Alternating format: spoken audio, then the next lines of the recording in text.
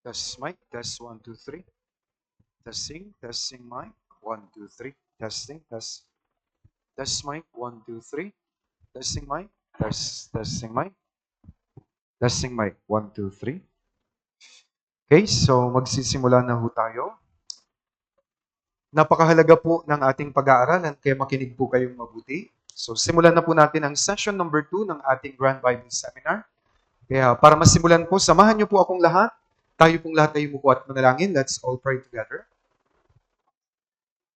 Dakilang Diyos, makapangyarihan sa lahat, Diyos na may lalang ng langit at lupa, muli maraming salamat po dahil po sa pagpapahintulot nyo na gabi-gabi po naming pag-aralan ang banal na salita ng Diyos. Hiling ko, Panginoon, na kayo po patuloy ang magbukas ng puso at isip ng mga nakikinig upang malinaw po nilang maunawaan ang mensahe ng Diyos para po sa gabing ito. Hiling ko, Panginoon, na nawa patuloy po silang magkaroon ng interes sa salita ng Diyos. At harinawa, ngayong gabi, maunawaan po nila na ang Biblia ito ay totoo, na ang Diyos ay buhay. Umaasa po ako na habang nakikinig po sila, ay unti-unti nang nahahanda ang kanilang puso tungo po sa pagsisisi hanggang sa matanggap po nila ang kanilang kaligtasan. Hiling ko rin po, Panginoon, na ilagay niyo po sa aking mahihinang bibig, maipangaral ko lamang sa mga nakikinig ang alinsunod sa inyong banal na kalooban. Mula po sa simula hanggang sa matapos ang aming pag-aaral ng salita ng Diyos, lubos po kaming aasa at magtitiwala po sa inyo. Ito po ang aming dalangin sa pangalan ng Panginoong Hesukristo. Amen. Okay, para po sa unang talata, tingnan po natin, mga awit 119, verse 160. Mga awit 119, verse 160. Pwede po basahin natin sabay-sabay. 3, 2, 1. Ang kabuuan ng iyong salita ay katotohanan at bawat isa sa iyong matuwid na batas ay nananatili magpakailanman.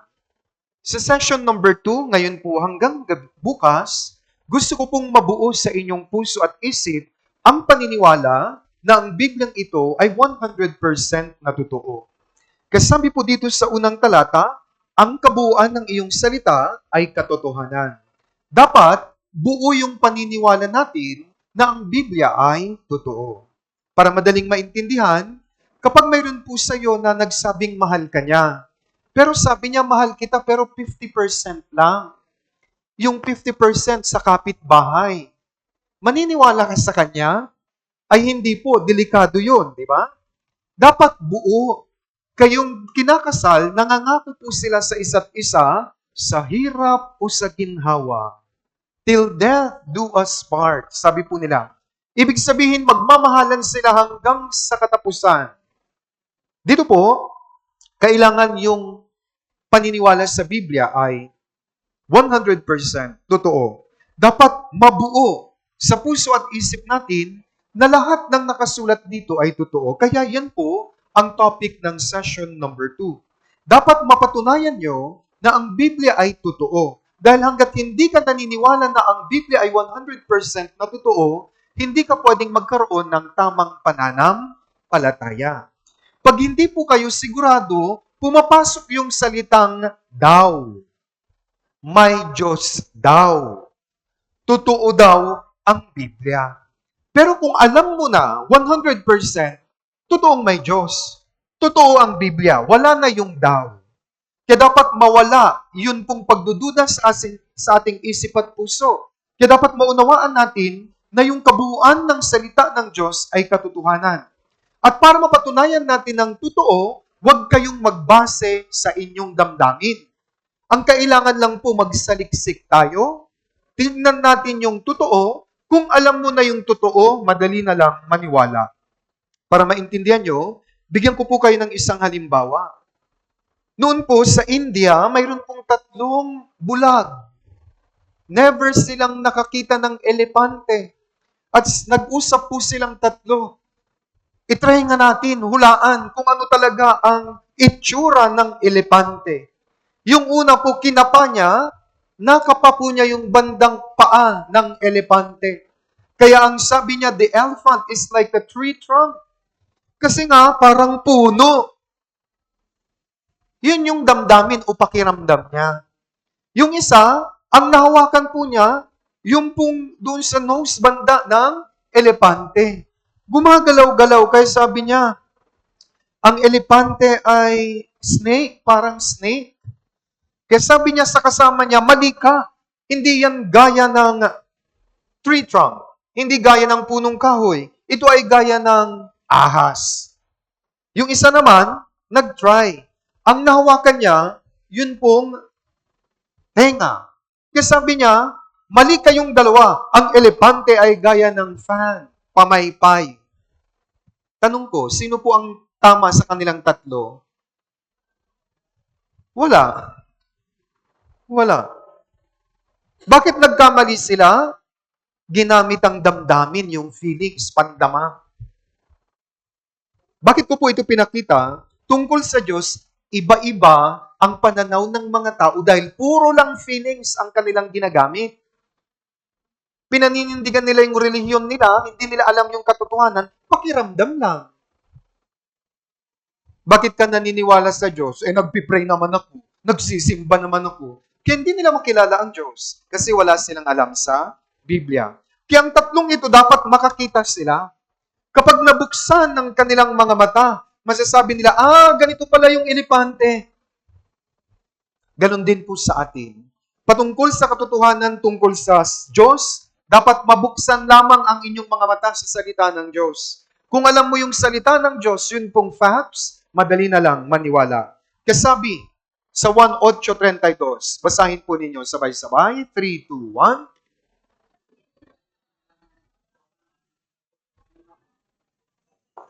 Yes, kung alam mo na yung totoo, madali na lang maniwala.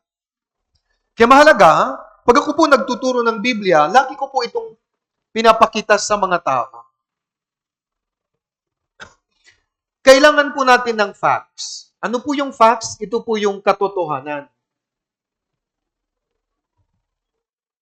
Sinasabi ng Biblia, ang Biblia mismo ang katotohanan. Pag alam mo na yung facts, natural na lang magkakaroon ka po ng faith o pananampalataya.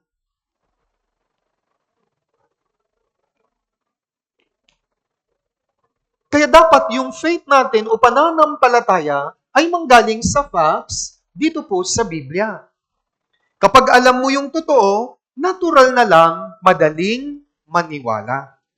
Pero maraming tao, yung kanilang pananampalataya, binabatay nila sa mali. Ano po yung maling ito? Ito po yung feelings po nila. Damdamin. Hindi pwedeng ibase ang pananampalataya sa damdamin. Bakit? Ang damdamin nagbabago. Tama mali? Ngayon, masaya ka. Bukas, malungkot ka na. Marami pong pumupunta sa church. Puro lang damdamin ang ginagamit. Nandyan sila nakikinig. Kahit hindi nila naiintindihan, medyo parang nakakabagbag damdamin yung mensahe. Iyak-iyak din siya. Kaya dahil umiyak siya, akala niya may pananampalataya na siya. Maraming pupunta sa simbahan, luluhod, Panginoon, parang awa mo na. Tulungan mo ko sa aking mga hirap. Dahil nagdasal siya, akala niya may pananampalataya na siya. Mali po yan. Yung iba sumasali sa mga gawain, kumakanta po sila. Ang mga ibon, gumaganon pa, na lumilipad, minamahal ng Diyos. May paganon-ganon pa. Akala niya, yun na yung pananampalataya. Maraming Pinoy ganon. Nagsisimba, puro feelings, pero mangmang sila sa Biblia. Wala silang alam sa Biblia. Kaya nga, hanggang ngayon, yung kanilang pananampalataya, may daw, may Diyos daw. Hindi sigurado, siguro sa langit. Langit, langit, empyerno. Sabi nila. Marami ganito kaya, dito po sa Bible Seminar, tuturuan po namin kayo, makinig kayo. Dapat alam mo yung Bible. Dapat ikaw mismo, ma-experience mo na, may ebidensya. Totoo pala. Pag ganun, madali na lang maniwala. Kaya saliksikin natin ang katotohanan ng Biblia para magkaroon kayo ng pananampalataya. Pag ang pananampalataya galing sa Biblia, Tawag ko po dyan, totoong pananampalataya. Kaya magsaliksik tayo. Patuloy. Kaya paano mapapatunayan na ang Biblia ay totoo? May dalawang paraan. Nakasulat ito sa talastas sa Isaías 41:21 hanggang 22. Babasahin ko po. Iharap ninyo ang inyong usapin, sabi ng Panginoon. Dalhin ninyo ang inyong mga matibay na dahilan, sabi ng Hari ni Jacob. Hayaang dalhin nila at ipahayag sa amin kung anong mangyayari. Sabihin sa amin ang mga dating bagay. Kaya para mapatunayan na ang Biblia ay totoo, ang unang paraan ay history. Mga dating bagay, mga nangyari na. Patungkol sa mga nakasulat na nangyari na, kailangan natin ng ebidensya. Pangalawa, kung ano ang mga iyon upang aming malaman ang kalalabasan nila o ipahayag ninyo sa amin ang mga bagay na darating. Ang pangalawang paraan, yun pong propesya. 1/3 ng Biblia sinulat noon at ginaganap ng Diyos. Ang ibig sabihin ng propesya, yun pong history na nakasulat na. Sabay, tutuparin yan ng Diyos. Kaya pag nagawa po natin yung dalawang ito, mabubuo yung paniniwala na ang Biblia ay 100% na totoo. Una, history, mga pangyayari dito.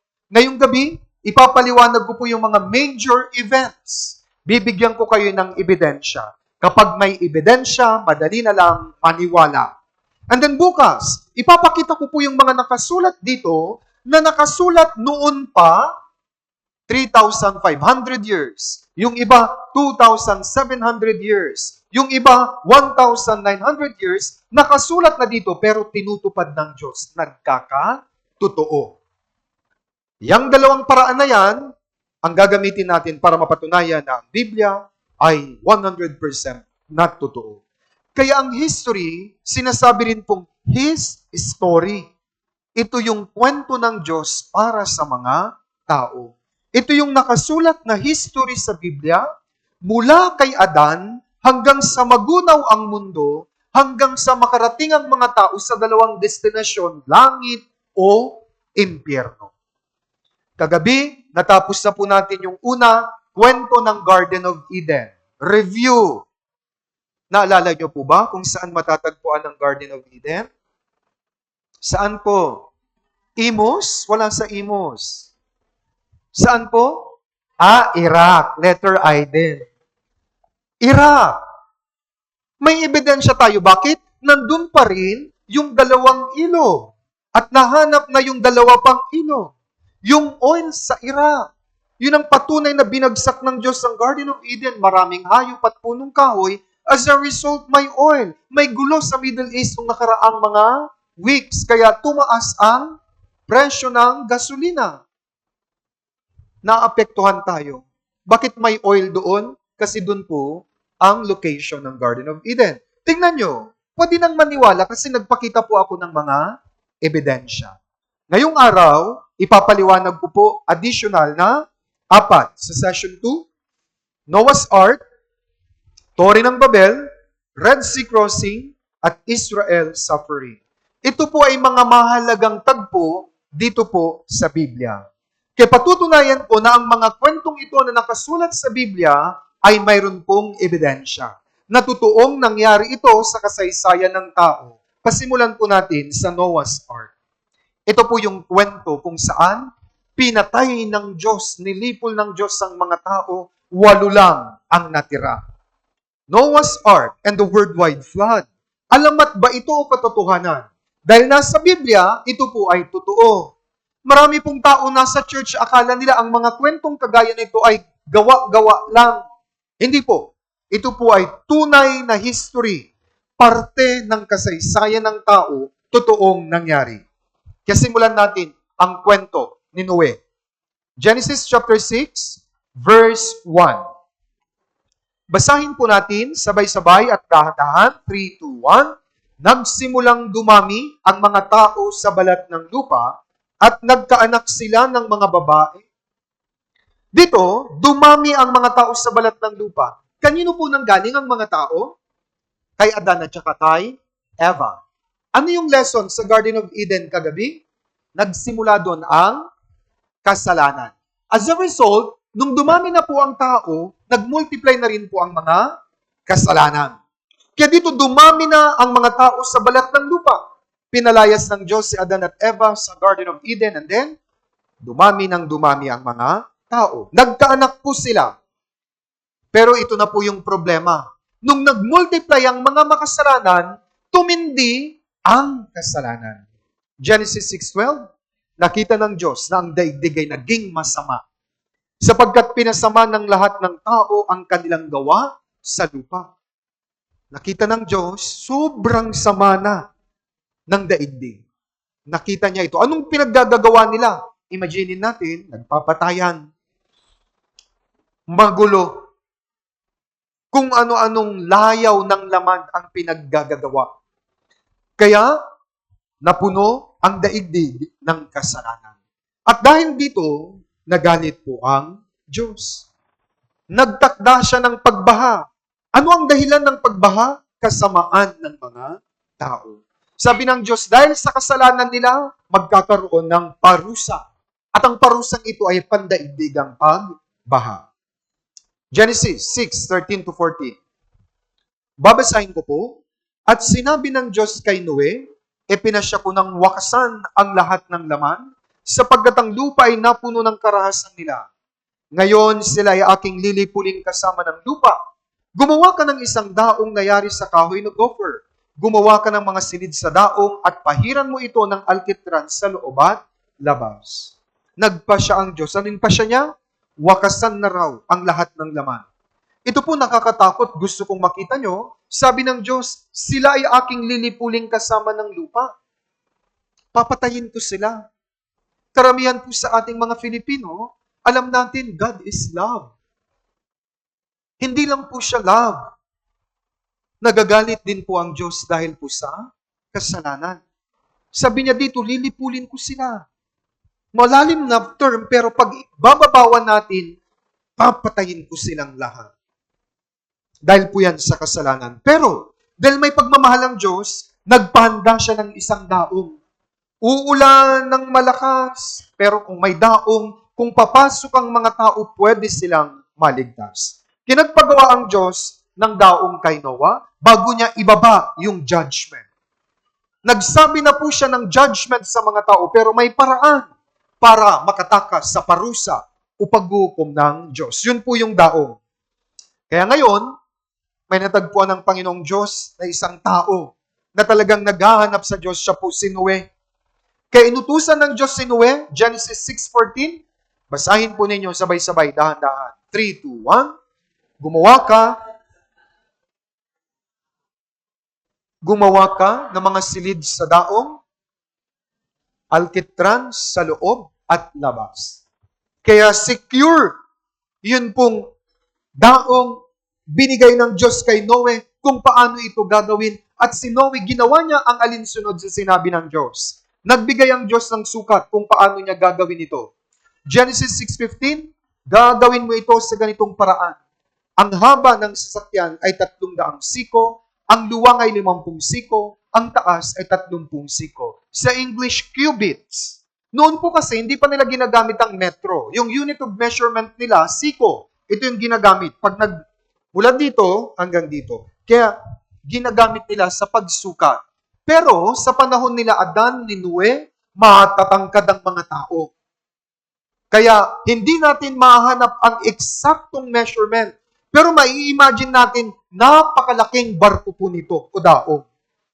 Sa conversion ngayon, mga 138 by 23 by 14 meters. Pero para sa akin, mas malaki pa. Kaya parang ganito, para ma-imagine po natin. Ang Noah's Ark ay parang ganito. Ito po yung jetliner, ito po yung elepante. Kaya sobrang laki po ng Noah's Ark dahil ang puso ng Diyos, gusto niya maraming sumakay at maligtas. Habang ginagawa ni Noe, ang daong nangangaral siya.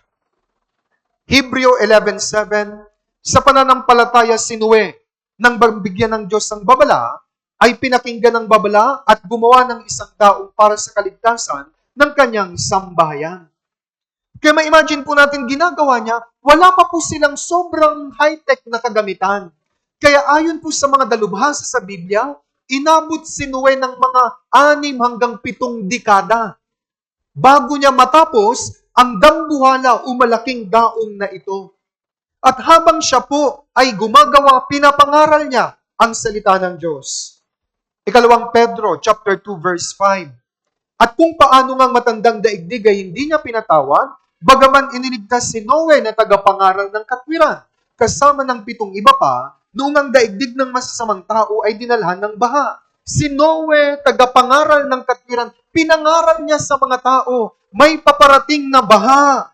Pumasok kayo sa daong. Marami ang nakinig pero walang pumasok. Yun ang problema. 8 lang ang pumasok. Sino-sino sila? Si Noe, asawa niya, may 3 siyang anak na lalaki at 3 manugang. 8 lang. The rest, nakinig din sila ng salita ng Diyos, pero di sila pumasok. Ganon din po sa atin. Di ko po alam. Marami kayong nakikinig dito kung talagang naniniwala kayo. Marami nakikinig lang pagkatapos wala na, uwian na. Para mapakinabangan niyo po ang salita ng Diyos, huwag kayong gagaya sa mga tao sa panahon ni Noe. Dapat nung narinig nila ang salita ng Diyos na darating ang pagbaha, dapat pumasok sila. Yun ang tamang pananampalataya. Pero hindi sila pumasok. Anong ibig sabihin? Nakinig lang sila. Hindi sila naniwala. Hindi sila nanampalataya. May 2 uri ng tao dito. Paulit-ulit ng Bible seminar, pero naririnig lang niya, pero di talaga siya naniniwala kasi ang puso niya hindi pa naghahanap ng katotohanan.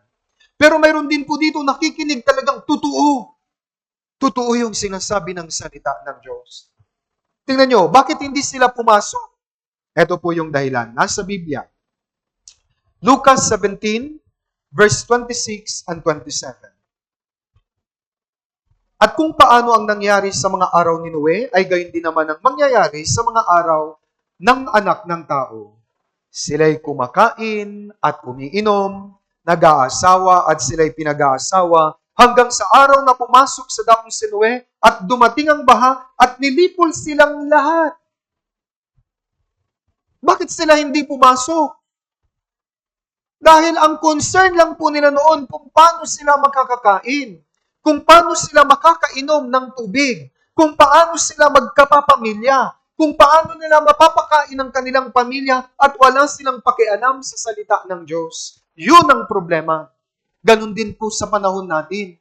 Bakit maraming pupunta sa impyerno? Dahil ang mga tao walang pakialam sa salita ng Diyos. Yun ang problema. Dito po, may salita ang Diyos, ipinangaral ito ni Noe. Ang problema, wala silang interes. Kahit narinig nila, hindi yan totoo. Ganun din po sa atin. Marami po akong karanasan. Sigaw ako ng sigaw ng 2 oras pagkatapos. Hindi yan totoo. Sabi niya. Sabi ko, number 1 ito sa impyerno. Wala siyang pakialam sa salita ng Diyos. Kahit 2 oras, tagal na tagal siya sa 2 oras. Kaya nga, lagi siyang gumaganon. Mayroon pong orasan doon. Pasimple. Alas 7, alas 8 na. Alas 9 na. Kaya hindi niya maintindihan. Bagaman may chance kayong maligtas, kung ganun ang puso niyo gaya sa panahon ni Noe, mahirap po kayong maligtas. Namatay sila, hindi dahil sa walang tulong ng Diyos. Nagpagawa ang Diyos ng daong. Namatay sila dahil wala silang pakialam sa warning ng Diyos. Hindi sila pumasok sa daong ni Noe. Kayo po, sana po magkaroon kayo ng interest. Huwag lang kayong magtuon sa kakainin nyo, iinumin nyo, at para sa pamilya nyo. Bakit maraming tao hindi makarating sa Bible seminar? Pag inaanyayahan, ano ang laging sabi? May trabaho ako. Unahin ko pa ba yan? Kaysa sa pagkain namin. Yes po, parehong-pareho. Pero ngayon, kayo nakakarinig, nakikita nyo, ay oo nga. Parang ganun din yung mga tao sa panahon ni Noe. Ganun din ang ginagawa ko. Ay sige nga, makinig na nga ako para di ako matulad sa kanila. Patuloy natin. Hindi sila pumasok hanggang sa huli, kaya ito na, dumating na yung baha. Genesis 7, 11 hanggang 13. Sa ika-6 taon ng buhay ni Noe, sa 17 araw ng 2 buwan, ng araw na iyon, umapaw ang lahat ng bukal mula sa malalingking kalaliman, at ang mga bintana ng langit ay nabuksan. Umulan sa ibabaw ng lupa sa loob ng 40 araw at 40 gabi. Nang araw ding iyon, pumasok sa daong si Noe, sina Sem, Ham, Japheth, na mga anak ni Noe, ang asawa ni Noe, at ang 3 asawa ng kanyang mga anak na kasama nila. Ibig sabihin, 8 lang ang pumasok. Dumating po ang ulan. 40 days and 40 nights. Imagine nyo po, talagang lumubog ang buong mundo. Non-stop po yun. Dito nga lang, sa Pilipinas, umulan lang ng 3 araw na sunod-sunod. Sure po yan, sobrang bahana. Baka pati yung mga bahay lubog na. Isang araw lang ha, hindi pa yun tuloy-tuloy. Ilang oras lang bahana. Ito pa kaya, sobrang tagal, dire-diretso. Kaya Genesis 7 verse 23, namatay ang bawat may buhay na nasa ibabaw ng lupa. Ang tao, hayop, ang mga gumagapang, at ang mga ibon sa impapawid. Sila'y nalipol sa lupa. Tanging si Noe at ang kasama niya sa daong ang nalabi. Patay po silang lahat. Bakit? May pag-ibig ang Diyos. Nagpagawa nga siya ng daong. Bakit sila namatay? Dahil wala silang pakialam doon sa pagliligtas na inihanda ng Diyos. Hindi sila pumasok sa daong. Para maintindihan, panoorin po natin. Isang araw, kinausap ng Diyos na si Jehovah si Noe. Noe! Noe! Panginoon ko! Ang wakas ng lahat ng tao ay dumating sa harap ko. Sapagkat ang lupa ay napuno ng karahasan dahil sa kanila. At narito, sila'y aking lilipuling kasama ng lupa. Gumawa ka ng isang sasakyang kahoy na gopher. Gagawa ka ng mga silid sa sasakyan at iyong sisiksikan sa loob at sa labas.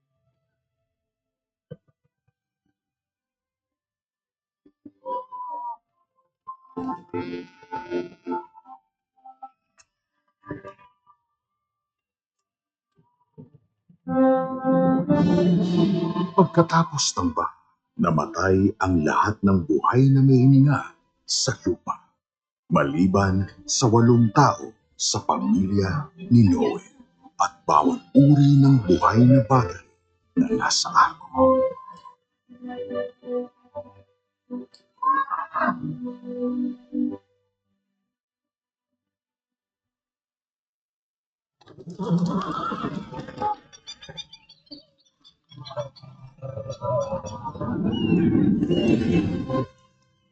Enough na. Tumigil na rin sa wakas. Tingnan niyo, maaraw na. Umalis na lang.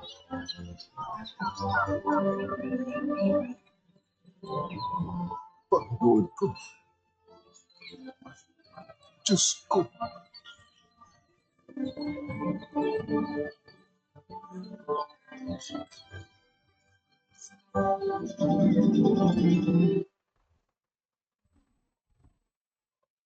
Walo lang ang naligtas. May pagmamahal ng Diyos. Naghanda siya ng daong. The problem is, tinanggihan ito ng mga tao. Ano po yung problema ngayon? Gusto ng Diyos maligtas kayo. Ang problema nyo, ayaw nyo. Ang tigas ng ulo, ayaw makinig. Huwag nyo pong hintayin na magaya ang buhay nyo sa mga taong kagaya nito. May pag-asa. Tapusin nyo ang 5 araw ng Bible Seminar, sinisigurado ko matatanggap nyo ang pag-ibig ng Diyos. Pero, kung tatanggihan nyo, matatanggap nyo ang parusa at galit ng Diyos. Kayo ang mamili.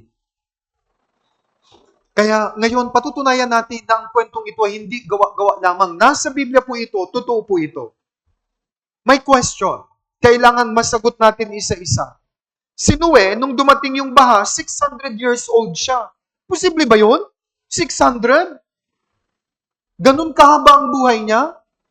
Pangalawa, 40 days and 40 nights yung ulan. Imposible yun sa evaporation. Napakalaking volume ng tubig yun. Kaya dapat maging klaro ito. Pero dahil nasa Biblia, totoo ito. Totoo na inabot ni Noe yung 600 years. Dumating yung baha nung siya ay 600 years old. Totoo na nagkaroon ng tubig o pag-ulan sa loob ng 40 days and 40 nights. Saan makukuha ang sagot? Mismong Biblia. Tingnan po natin. Genesis 1:6-7. Ito yung sagot kung bakit may napakaraming tubig na galing sa itaas. At ito rin po yung sagot kung bakit mahaba ang buhay ng mga tao noon. Genesis 1:6-7, sinabi ng Diyos, magkaroon ng isang kalawakan sa gitna ng tubig at paghiwalay nito ang tubig.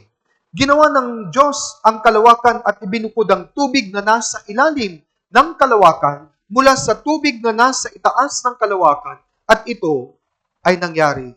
Noon po nung ginawa ng Diyos ang ating mundo, mayroon pong tubig na nasa itaas at tubig na nasa ibaba. Mayroon pong protection, parang tubig, water layer. Para ma-imagine nyo, ganyan po yung mundo noon. Mayroon pong tubig na nakabalot. Tubig na nasa ilalim, ito po yung mga dagat, mga ilog. Tubig na nasa itaas, ito po yun, parang bula. Water layer. Ano yung kahalagahan ng water layer na yan? Sa panahon ni Noe, mula kay Adan hanggang kay Noe, mayroon pong ganito. Kaya nga, kahit na may mga gamma rays, ultraviolet rays at X-rays mula sa araw, hindi ito nakakapasok sa mundo natin. Bakit? Ano po yun? Ito pong mga harmful rays mula sa araw, ito yung nagpapadali ng buhay ng tao. Kaya noon, mahaba ang buhay nila. Bakit? Dahil may proteksyon ang mundo. Hindi nakakapasok yung high frequency waves. Para mas maintindihan nyo, pag tag-araw, di ba? Madaling mapanis ang pagkain. At para hindi ka agad mapanis, saan nyo nilalagay? Sa ref. Imagine nyo, parang may freezer po ang mundo noon. Hindi mainit. Perpekto ang mundo, kaya nga mahaba ang buhay nila. Sa Biblia pa lang, Genesis 5:5, si Adan inabot ng 930. Si Enos, 905. Si Matusalem, 969. Si Noe, inabot ng 950. Nung siya ay 600 years old, bumagsak ang tubig na ito dahil nagalit ang Diyos sa mga tao. Yes. Genesis 2, verse 5-6.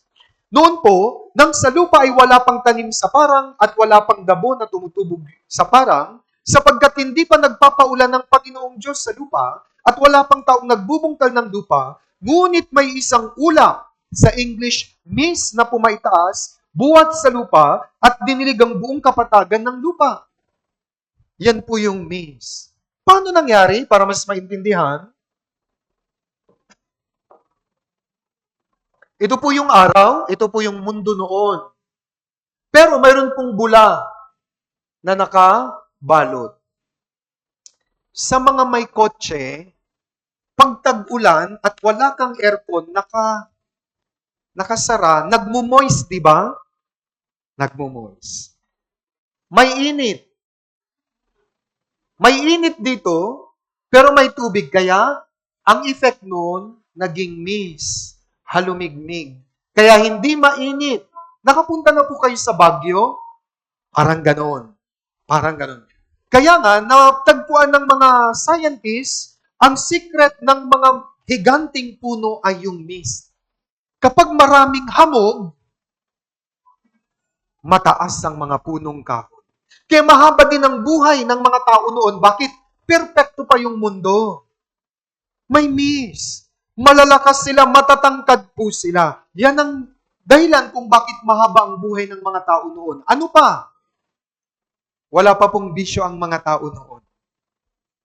Ano pa? Wala pang magic sarap. Wala pang coke.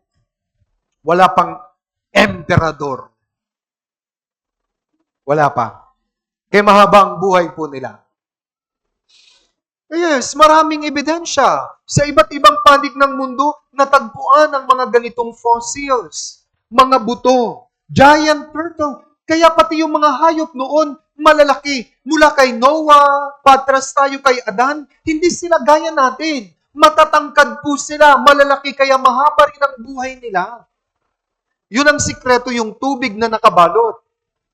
Ito pong ipis na ito, 45 cm yung laki. Imagine nyo po, kung may ganito ngayon, takbuhan tayo. Kung gusto mo, pwedeng sumakay ka pa. Sasabihin ng ipis, sakay na.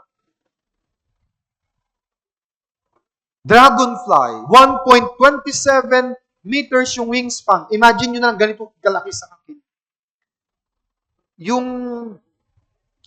Ngayon, yung tutubi, ganito na lang, di ba? Meron pa ba dito sa Cavite? Wala na rin. Sa Maynila, wala na po. Wala nang tutubi. Marami lamok. Makakita ka ng ganun kalaki. Ganun po. Yung dragonfly lang na yon, sobrang laki na. Ibig sabihin, pati mga tao, pati mga punong kahoy noon, malalaki. Kaya mahaba ang buhay ng mga tao. Ito nakita pong footprints. Ang laki po niyan. Kaya mahaba ang buhay. Pero ito yung problema. Yung tubig na ito, dahil masama ang mga tao, ito yung ginamit ng Diyos sa paghukom gamit ang tubig. Binagsak po ito ng Diyos. 40 days and 40 nights, kaya namatay po silang lahat. Yung nasa daong lang, yung mga paris ng hayop na pumasok, at yung 8 magkakamag-anak, yung pamilya ni Noe, ang natira. Lahat namatay. It rained 40 days and 40 nights. Yan po yung sagot, kaya posible na umulan ng 40 days and 40 nights, at yan din ang sagot kung bakit mahaba ang buhay ng mga tao noon. Dahil sa kasalanan at kasamaan ng mga tao, nawala na yung proteksyon. Ngayon, ang mundo natin, ganito na. As a result, nakakapasok na po yung harmful rays from the sun. Kaya nga, tignan nyo po yung graph, mula kay Adan hanggang kay Noe, ang average lifespan ng mga tao nasa 900 years. Pero sa panahon ni Noe, bumagsak na yung proteksyon na tubig, kaya bumaba ang buhay natin. Ngayon, maswerte ka kung umabot ka ng 100 years old. Mayroon ka pang 100,000 kay congressman. Maswerte ka. Lola, wag ka munang mamatay. Tiisin mo muna 100 lang para maklaim natin. Kaya maiintindihan nyo na po yung history ng tao. Alam nyo po, ako po, mahilig akong magbasa noon. High school pa lang, may Bible kami. Pero ako rin, ayaw kong maniwala kasi dito sa Genesis, nabasa ko po, si Adan 930, ay hindi, totoo 930. Pero 16 years ago, nakinig din po ako, dun na nasagot yung tanong ko, ay kaya pala. Kaya pala mahaba ang buhay nila kasi may proteksyon yung mundo. Yes, ngayon, mabubuksan ang ating isip. Totoo. Ang nakakapagtanda sa atin ay yun pong, especially yung ultraviolet rays ng araw. Kaya ang mga artista, may tagapayong yang mga yan.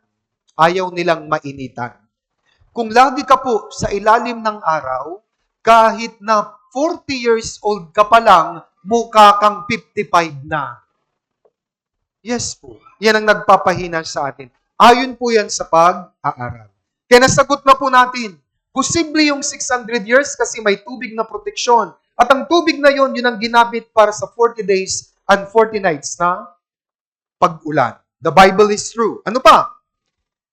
Lumubog ang buong mundo. Ngayon ang tanong, saan napunta yung tubig? May sagot uli ang Biblia. Tignan natin. Awit 33 verse 7, kanyang tinipon ng mga tubig ng dagat na gaya ng isang bunton. Yung tubig, kapag naging bunton, anong mangyayari? Yelo. Inilagay niya ang mga kalaliman sa mga imbakan. Unahin ko po ito. Nilagay niya sa kalaliman. May mga parte ng dagat na napakalalim.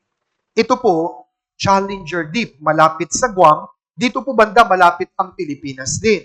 Ito po ang isa sa pinakamalalim na parte ng karagatan. Sabi ng Biblia, nilagay yan, yung mga tubig. Sa panahon ni Noe, dyan napunta. Gaano kalalim? Tawag din po sa Challenger Deep, Marianas Trench. Kahit ilubog mo po yung Mount Everest, malulunod. Sobrang lalim po niyan. Kaya sabi ng Biblia, nilagay sa kalaliman ng imbakan. Then, yung ibang tubig, saan nilagay ng Diyos? Job 37 verse 10. Basahin po ninyo sabay-sabay. 3, 2, 1.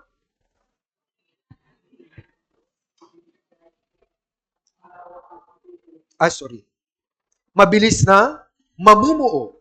Saan napunta yon? Ito po. Kaya yung ating mundo, mayroon pong tinatawag sa taas at baba, North Pole at South Pole. Ito po ay kontinente ng mga yelo. Sabi ng Biblia, sa pamamagitan ng hininga ng Diyos, ginawa niya yung dalawang malaking kontinente ng yelo. Sobrang kapal po niyan. Ganyan po kalawak, kontinente po yan ha, kontinente. Ganyan kaluwang, kahaba, kakapal ang yelo. Diyan nilagay ng Diyos. Kapag nalusaw lahat yan, lulubog ulit tayo. Pero wag po kayong mag-alala. Hindi na po yan malulusaw. Sabi ng Biblia, nangako ang Diyos, hindi na tayo mawawasak gamit ang tubig. Okay? Kaya may answer ang Biblia kung saan napunta yung tubig sa ibang parte ng karagatan at dun sa North Pole and South Pole. Check na po natin yan. Nasagot na. Next po. Nasaan na yung daong ni Noe? Saan na ito napunta? May mga ebidensya ba? Yes po. Isa-isahin natin ang ebidensya. Genesis chapter 8 verse 4. Para manatiling gising ang inyong diwa, basahin natin sabay-sabay. 3, 2, 1. Nang pitong araw ng ikapitong buwan, sumadsad ang daong sa ibabaw ng mga bundok ng Ararat. Huwag po kayong mamamali. Sa Pilipinas, mayroon pong bundok Arayat sa Pampanga. Hindi yun ha. Ang sabi dito, mga bundok ng Ararat. Saan yan? Ito po ang mapa ng Turkey.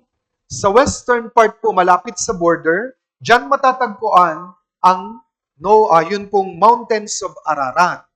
Ito po yung modern day picture niya. Sinabi mga bundok dahil hindi lang nag-iisa. Dalawa po. May maliit at may malaki. Sabi ng Biblia, diyan sumadsad yung daong ni Noe. Kaya ito po ay isa sa pinakamalaking ebidensya. Marami na pong tao nagbabasa ng Biblia, mga Christian groups ang umakyat doon. At marami na sa kanila naging eyewitness, nandun pa rin yung daong pero wasak na. Isa sa kanila ay si Fernan Navarra. Pumunta siya sa unang attempt niya, hindi siya naging matagumpay. Kaya bumalik siya kasama ng kanyang anak na si Rafael. At dito, dinocument po nila yung kanilang paglalakbay. Talagang nakita po nila yung daong, pumutol po sila ng kahoy, ipinatest sa 3 laboratorio at napag-alaman ang edad ng kahoy, 5,000 years old. Tamang-tama sa panahon ni Noe. Ito po ay mga ebidensya. Yes. Ito po yung wood na natagpuan nila, ipinasuri nila sa mga laboratorio. Ito ang nagpatunay na totoo ang kwento ng daong ni Noe. Para maintindihan, tingnan po natin. Ang programang ito ay magbibigay sa atin ng kaalaman na magbibigay liwanag sa mga katanungang nagpalito sa mga dalubhasa ng kasaysayan. Totoo nga kaya ang Noah's Ark? Naroon pa ba kaya ito sa mga bundok ng Ararat. Ang kwento ng daong ni Noe at ang pandaigdigang baha na lumipol sa mga tao noong unang panahon, sa wakas ay may kalinawan na. Tayo ngayon ay maglalakbay upang hanapin ang mga kasagutan sa mga katanungang ito. Sa kalagitnaan ng 1950s, sa wakas ay nagbigay ang bundok ng kauna-unahang pisikal na pahiwatig para sa ika-20 siglo.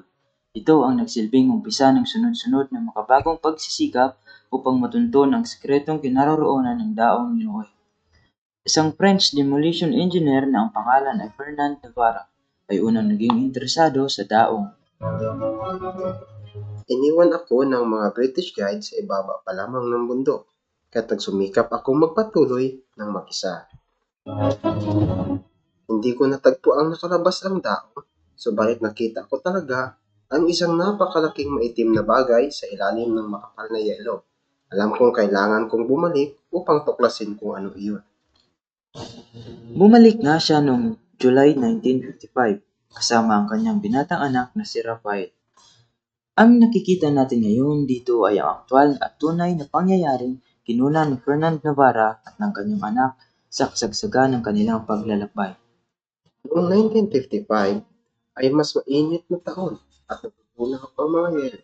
Alam ko na kung may pagkakataon akong maabot ang daong, ay ito na iyon.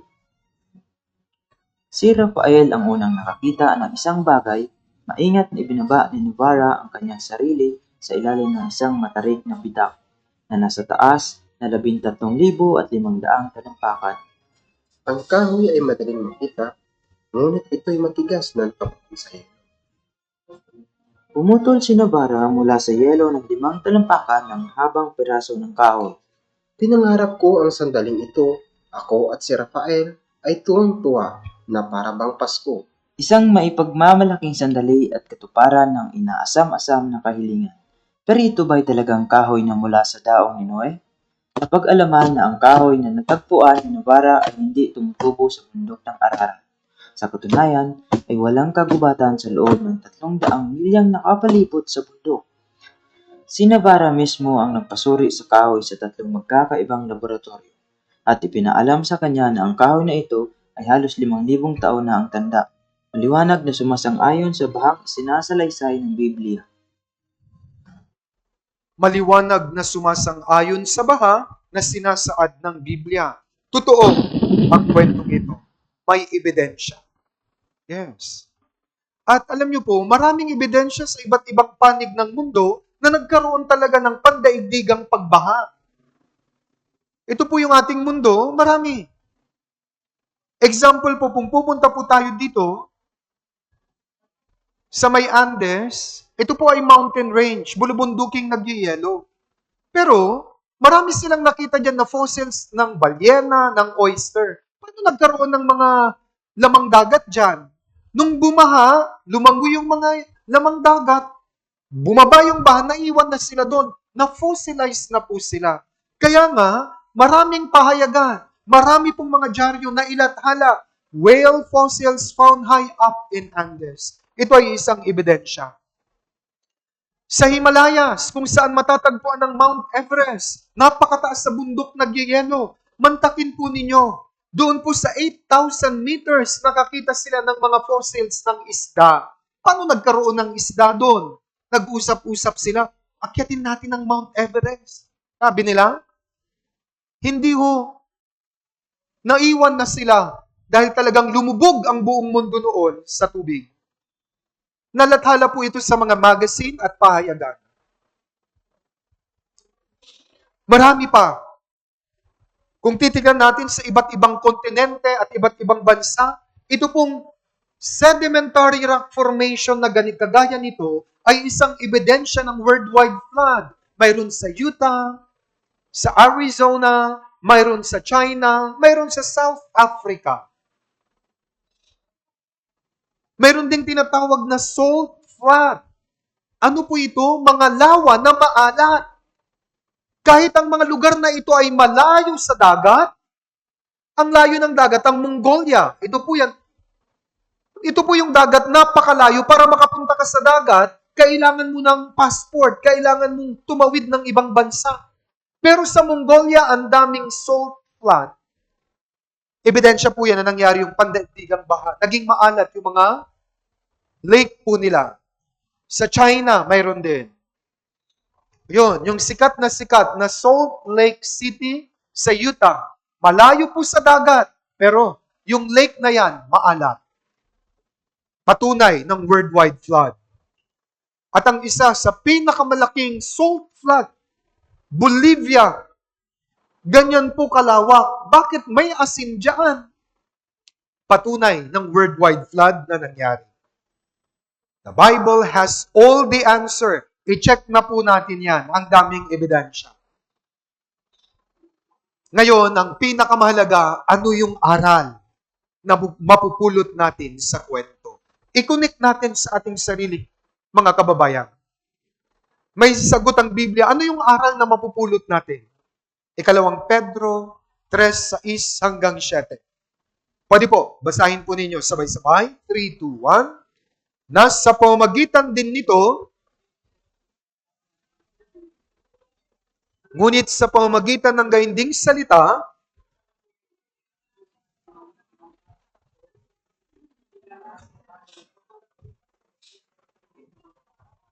anong sinasabi nito mga kababayan? Maghanda po kayo. Sabi sa panahon ni Noe, nilipol ng Diyos ang mundo gamit ang tubig, water judgment. Sabi niya dito, ang kasalukuyang langit at lupa ay nakalaan na po, iniingatan para sa apoy. Ang mundo natin sa makabagong panahon, nakalaan po yan sa fire judgment. Magkakaroon po ng nuclear war. Gugunawin ng Diyos ang mundong ito. Bukas, i-detalye ko po ito. Sa panahon ni Noe, may paraan ng kaligtasan yung daong. Sa panahon natin, kailangan nyo lang pong maligtas kung born again. Bakit? Kapag na-born again kayo hanggang Friday, may tinatawag ang Biblia na rapture. Darating ang Panginoong Isus, kukunin niya yung mga naligtas. Pagkatapos niyang kunin sila, magkakaroon na ng gera, gugunawin na ng Diyos ang mundong ito. Kaya para maiwasan mo ang nuclear war, kailangan mong maligtas. Kaya po tayo nagba-Bible seminar. Hindi ito church activity. Hindi po ito parang event sa church na pupunta kayo dito parang mabait kayo, nakikinig-kinig. Hindi po. Ang Bible seminar ay isang paraan para makapaganda po kayo. Huwag niyong tularan ng mga tao sa panahon ni Noe. Ipinangaral ni Noe ang salita ng Diyos. Di sila nanawala. Dumating nga yung baha. Pinapangaral ko ngayon ang salita ng Diyos. Kung ayaw niyong maniwala, bigla darating ang gyera. Baka magsisi ka sa huli, pero pag naiwan ka sa rapture, wala ka ng time, wala ka ng pag-asa para maligtas. Kaya maganda po tayo, ang isang paghahanda ay ang Bible seminar na ito. Gusto namin maligtas po kayo. Para kayo makasama sa rapture at hindi nyo na maranasan ang paghukom sa apoy, sa lupa, gamit ang mga bomba. Totoo po ito, hindi po ito biro, 100% mangyayari po ito. Okay? Naka-ready na po ang bomba. Nagtitest na po sila.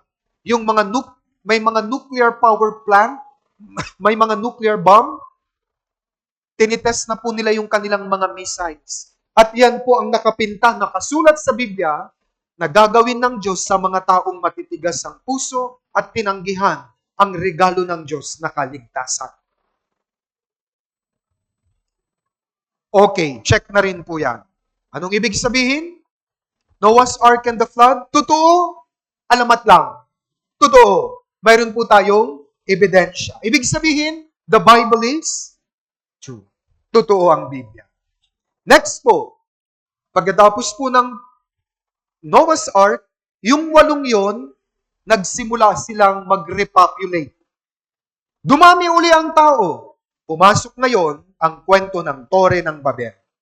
The story of Tower of Babel, alamat o katotohanan. Isa-isahin natin, dahil nasa Biblia, totoo rin po ito. Genesis 9 verse 1. Binasbasa ng Diyos si Noe at ang kanyang mga anak at sa kanila ay sinabi, kayo'y magkaroon ng mga anak at magpakarami at inyong punuin ang lupa. Sabi ng Diyos, fill the earth sa English. Ang ibig sabihin, magkalat-kalat kayo, punuin nyo yung buong lupa, pero hindi uli sila sumunod. Imbis na magkalat-kalat sila, nagsama-sama sila sa isang lugar at nagtayo sila ng Tore ng Babel. Sabi ng Diyos, humayo kayo, punuin nyo ang lupa, pero ayaw nila. Pagpasok ng Genesis 11:1, noon ang buong lupa ay iisang wika at magkakatulad ang salita. Isang salita lang po noon, isang lengguwahe. Pero dahil sa kanilang kasalanan, hindi sila sumunod sa Diyos, imbis na magkalat-kalat, nagsama-sama, nagtayo sila ng Tore ng Babel. Bakit? Dahil may common knowledge sila, kinwento ng kanilang mga lolo-lola nila Noah na may nangyaring pagbaha. Mari nag-isip sila, kahit magpaulan ka uli, hindi na kami malulunod, mayroon na kaming Tore. Sobrang sama po nila. Anong ginawa nila? Genesis 11:4, sinabi nila, hali kayo, magtayo tayo ng isang lungsod at isang Tore, na ang taluktok nito ay hanggang sa langit, at gumawa tayo ng pangalan para sa ating mga sarili, baka tayo magkawatak-watak sa ibabaw ng lupa, buong lupa. Ayaw nilang magkawatak-watak. Gawa tayo ng Tore. Ito pa, para sa kanilang sarili. Alam niyo po, itong part ng history na ito, sabi ng Biblia, wala nang kahit isa ang naghahanap sa Diyos. Nagsama-sama sila para magimagsik laban sa Diyos. May mga kwento po na nung nakarating po sila doon sa taas, pinapanapan nila yung langit. Anong ibig sabihin? Hinahamon nila ang Diyos. Mari sabi na, magpaulan ka ngayon, tignan natin kung malulunod pa kami. Sobrang sama. Ganon din po, maraming tao, hinahamon nila ang Diyos. Kahit maglangoy ako sa impyerno, di ako sasama sa inyo. Mayabang. Pero tignan natin, pag may paghuhukom na, maraming tao ganito. Hindi sila naghahanap sa Diyos, kaya ang Diyos nag-isip ng paraan, ang matalinong paraan para natural silang maghiwa-hiwalay, nilito niya ang kanilang wika. Kasi Genesis 11:6-7, at sinabi ng Panginoon, tignan ninyo, sila'y iisang bayan at may isang wika, at ito ay pasimula pa lamang ng kanilang gagawin, at ngayon walang makakapigil sa anumang kanilang binabalak gawin. Hali kayo, tayo'y bumaba at ating guluhin ang kanilang wika, upang hindi nila maunawaan ang pananalita ng bawat isa. Kaya sa isang iglap, bigla din na sila magkaintindihan. Yes po. May sinasabi yung isa, sabi niya, ano? Sabi, what? Mayroon nang nag-Koreano. Mayroon nang nag-Spanish. May nagsalita na ng English. Kaya dito nagsimula ang iba't ibang wika. Alam niyo, nung ako po ay estudyante, ito rin po yung tanong ko. Saan nanggaling ang iba't ibang wika ng mga tao? Sa Bible seminar ko natagpuan, sa Biblia ko natagpuan, ang sagot. Ito ay totoo. Tayo mismong mga Filipino ang ebidensya. Iba-iba ang salita dito sa bansang Pilipinas. Kaya nga, ang ipinangalan sa Genesis 11:9, Babel. Anong ibig sabihin ng Babel? Ginulo ng Panginoon ng wika ng buong lupa. Babel means confusion. Sino po ang ebidensya? Tayo. Ang ating pastor po dito, Korean po siya. May mga Korean dito. Ano yung asiyo magsani? Ano yung sabi ko? Bahala ka dyan, pastor. Dito lang sa Pilipinas, sa norte, mga Ilocano po sila. May mga Ilocano dito na imbag na rabi ikada kayo amin, apo. Agbiag dagiti Ilocano. Yung mga baba ng konti, mga Pangasinan, masantos siya labid si kayo namin. Guwapo ray taga Pangasinan. Pagbaba po natin, Kapampangan naman, kumain na po ba, Mekani, manganta mo? Yes po. Pagbaba dito, Katagalugan, Cavite, Tagalog.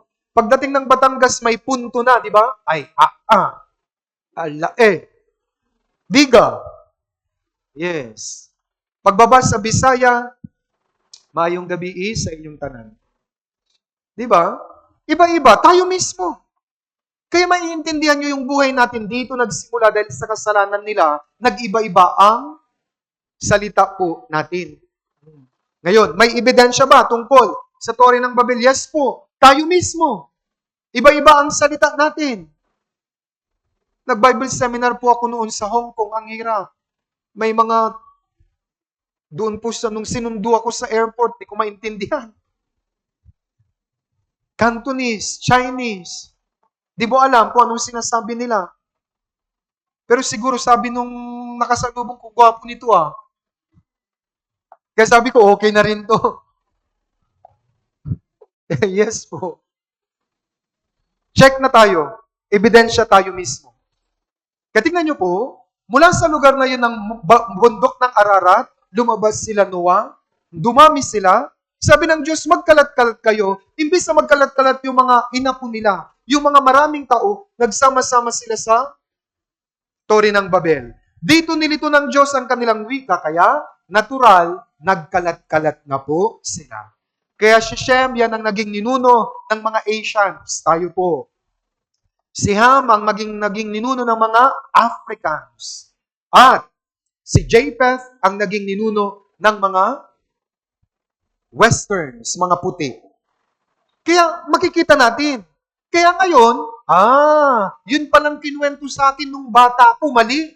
Na yung Diyos gumawa ng tao. Kumuha ng alabok, niluto niya sa oven, napasobra, itim. Kaya nag-iingat siya. Salang uli, napadali, puti. Kaya tinantya na niya ngayon. Pagpasok, inurasan niya, labas, kayo manggi, tayong mga Pinoy. At the end of the day, tayo pa rin ang bida. Kala mo si Jollibee. Hindi yun totoo. Ito po yung totoo. Nasa Biblia. Kaya kung titingnan po natin, galing tayong lahat kay Adan at Eva, nagkanak sila, and then, nagkaroon si Noah ng family, yung 8, ito yung natira sa pandaigdigang baha. Dumami uli ang tao, nagtayo sila ng Tore ng Babel. At mula doon, na iba ang kanilang wika, naturally, hindi sila magkaintindihan, nagkalat-kalat sila. Yan ang pinagmulan ng Asians, Caucasians, and Africans. Kaya sabi sa Genesis 11:8, kaya't ikinalat sila ng Panginoon mula roon sa ibabaw ng buong lupa at huminto sila sa pagtatayo ng lungsod. Kaya now, naiintindihan natin. Ayon po sa mga linguists, sabi nila, lahat ng lingwahe ng buong mundo ay galing lang sa isang root language. Yes po. Kaya may pag-similarity yung mga salita. Mama. Mga Korean siya ito, umma. Di ba?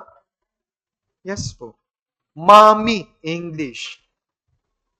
Mama, mommy, kung medyo social. Di ba? Mommy. Yes, magkakaugnay. Dahil galing po sa one root language. Ngayon, nasaan na ang Tore ng Babel? May sagot uli. Ang ruins nito ay matatagpuan sa Al-Hila, Iraq. Kung titingnan nyo po, ito po yung labi niya. Wasak. Sa may bandang Iraq po yan. Aerial view sa taas. Yan po yung Tower of Babel. Ngayon, ano yung aral? Ito yung mas mahalaga. I-connect natin yung kwento sa ating sarili. Ano yung aral na hatid ng kwento ng Tore ng Babel? Ito po yun mahalaga. Ayaw ng Diyos na ang sino man ay mapunta sa impyerno. Paano ko po nasabi? Ito po yun. Ang awit 14, verse 2-3 ay patungkol sa Tore ng Babel. Basahin natin sabay-sabay. 3, 2, 1. Ang Panginoon ay nakadungaw mula sa langit sa mga anak ng mga tao upang tignan kung may sino mang kumikilos na may talino na hinahanap ang Diyos. Silang lahat ay naligaw, sila ay pare-parehong naging masasama. Walang sino mang gumagawa ng mabuti, wala kahit isa. Ibig sabihin, masamang-masama na sila. Tumingin ang Diyos, wala nang gumagawa ng mabuti. Anong ibig sabihin? Kung tuloy-tuloy sila sa buhay nilang yun, dire-diretso sila sa impyerno. Kaya para hadlangan sila, nilito ng Diyos ang kanilang wika. Parang ganito. Nilito ng Diyos ang wika ng mga tao upang mapigilan sila sa tuloy-tuloy na kasamaan na magdadala sa kanila sa impyerno. I-connect natin sa sarili natin. Ganito rin ang ginagawa ng Diyos sa inyo. Alam namin, busy kayo. Pero, hinahadlangan kayo ng Diyos. Ginamit niya yung kaibigan mo, kamag-anak pa mo, para istapin ka. Huwag puro trabaho. Pag diretso ka dyan, hindi mo makikilala ang Diyos, impyerno ka kapag namatay ka. Ang Bible seminar na ito ay parang kamay ng Diyos para pigilan kayo sa impyerno. Anong sinasabi ng Diyos sa inyo? Huwag lang puro trabaho, huwag lang puro pamilya, huwag lang puro pag-aaral, huwag lang puro cellphone. Magkaroon kayo ng time sa Diyos. Gusto ng Diyos na maligtas kayo. Ngayon, kung wala kayong pakialam, ganun po kayo sa taong yun, dire-diretso na sa impyerno. Pero, dahil may pagmamahal ang Diyos, yung kamay niya nakaganon, stop ka. Ayaw kitang mapahamak. Kaya nilito ng Diyos ang kanilang wika, kasi kung hindi, tatapusin nila ang tore ng Babel, gagalitin nila ang Diyos, baka hindi makapagtimpi ang Diyos, lipulin silang lahat. Pero dahil mahal ng Diyos ang mga tao, simple ang ginawa niya, lituhin ko na nga lang ang kanilang wika para magwatak-watak sila. Mahal po kayo ng Diyos, pero kung ayaw niyong tanggapin ang pagmamahal ng Diyos, impyerno po ang maghihintay sa inyo. Kaya sana this week, i-welcome nyo yung kamay ng Diyos. Pinapa-stop ka niya sa ginagawa mo. Huwag ka munang manood ng Korean novela sa gabing ito. Mag-Bible seminar ka. Huwag ka munang pumunta sa birthdayhan ng iyong kampare. Mag-Bible seminar ka muna. Yan ang mapagpalang kamay ng Diyos. Pero kung i-reject nyo, may impyerno. Kung yung buhay mo ngayon, ipagpapatuloy mo, dire-diretso yan sa impyerno. Kaya ang Bible seminar na ito, kung tatapusin nyo, pwedeng maging turning point ng inyong buhay. Makikita nyo, papunta na kayo sa impyerno. Mali pala itong tinatahak ko. Balik ako sa Diyos. Yan ang purpose ng Bible seminar. 2 Peter chapter 3 verse 9. Ito yung pagmamahal ng Diyos. Hindi mabagal ang Panginoon tungkol sa kanyang pangako na gaya ng kabagalang itinuturing ng iba, kundi matyaga sa inyo na hindi niya ibig na sino man ay pahamak, kundi ang lahat ay dumating sa pagsisisi. May mga taong matigas ang ulo. Maniwala ako sa iyo dyan. Ang dami ko ng kasalanan. Bakit hindi ako pinaparusahan ng Diyos? Bakit hindi ka pa pinapatay ng Diyos? Dahil naaawa ang Diyos sa iyo. Binibigyan ka pa niya ng pagkakataon na makarating sa pagsisisi para hindi ka mapahamak. Pero hanggang huli, ayaw mo. Magtutuos kayo sa araw ng paghuhukom. Kaya maaari, marami na kayong nagawang kasalanan. Mayroon kasing mga talagang taong pilosopo. Dami ko nang nagawang kasalanan. Tignan mo, asensado pa nga ako eh. Ang ganda ng buhay ko eh. Anong Diyos-Diyos yan? Alam mo po, anong sabi ng Diyos sa Santiago? Para kang baboy na pinapataba muna niya, kakatayin ka niya sa araw ng kapistahan. Ganun po yun. Kaya pinapataba ka niya. Kaya mga kababayan, gusto ng Diyos magsisi tayo. Kaya marami siyang kamay na ginagamit. Kaya huwag kayong magalit doon po sa nag-invite sa inyo na makulit. Punta ka uli bukas ha. Siya po yung kamay ng Diyos ngayon para hadlangan ka sa tinatahak mong buhay patungo sa impyerno. Kaya nagtsatsaga po silang i-invite kayo. Ang Cavite Church ay isang kamay ng Diyos para hadlangan kayo na mapunta sa impyerno. Sana makinig po kayo. Kasi marami na kaming ginawa. Warning, mahuhulog ka sa bangin. Wala siyang pakialam, kaya nahulog siya sa bangin. Para ito sa inyo, ang Bible Seminar. Gusto ng Diyos, huwag kayong mapahamak, kundi kayo po ay dumating sa pagsisisi. Kapag sinabing pagsisisi, pagbabalik loob sa Diyos. Kaya totoo rin po ang tore ng Babel. Next, pagkatapos po nun, nung nagkalat-kalat na sila, nakita ng Diyos, walang naghahanap sa Diyos, kaya pumili siya ng isang tao. Dito papasok ang kwento nila Abraham, nila Moses, ang bansang Israel, the story of the chosen people from Abraham to Exodus, yun pong Red Sea crossing. Tinawag ng Diyos ang isang tao, ang pangalan niya Abraham. Genesis chapter 12, verse 1 to 3. Babasahin ko po. Sinabi ng Panginoon kay Abraham, umalis ka sa iyong lupain, sa iyong mga kamag-anak, sa bahay ng iyong ama, at pumunta ka sa lupaing ituturo ko sa iyo. Gagawin kitang isang malaking bansa, ikaw ay aking pagpapalait. Gagawin kong dakila ang iyong pangalan, at ikaw ay magiging isang pagpapala. Pagpapalain ko ang magbibigay ng pagpapala sa iyo, at susumpain ko ang mga susumpa sa iyo at sa pamamagitan mo, ang lahat ng angkan sa lupa ay pagpapalain. Kaya nung wala nang naghahanap sa Diyos pagkatapos ng Tore ng Babel, pinili niya si Abraham. Hindi dahil sa magaling si Abraham, hindi dahil sa mabait si Abraham. Sabi lang ng Diyos, gagamitin kita at mula sa iyo, itatayo ko ang isang lahi, gagamitin ko ang lahi nyo para ipakilala ko ang aking sarili sa mga tao. Kaya tinatawag ang Israel na God's chosen people, mga pinili ng Diyos. Nung tinawag si Abraham, nangako ang Diyos ng tatlong bagay. Lupain, bansa, pagpapala. Ano po yan? Yung lupain, yan po yung Land of Canaan. Ito ngayon ang modern day Israel. Ano yung pagpapala? Sa Israel natin matatanggap o ipapadaan ng Diyos sa Israel ang pagpapala. Ano po ang tunay na pagpapala? Ang Panginoong Hesukristo. Ang tagapagligtas ay isinilang sa bansang Israel. Kaya pag-aaralan natin ang bansang Israel, bakit? Ang tunay na Diyos ay ang Diyos ng Israel. Siya yung Diyos ni Abraham, Isaac, at Jacob. Siya po yung Diyos na nasa Biblia. Para maintindihan nyo, ang Israel po, ito po ang history book nila. Magsisimula ang kanilang kwento sa Genesis chapter 12. Dito po, tingnan nyo po ha. Mula dito hanggang sa dulo, patungkol sa Israel. At kung wala kayong alam sa history ng Israel, di nyo maiintindihan ng Biblia.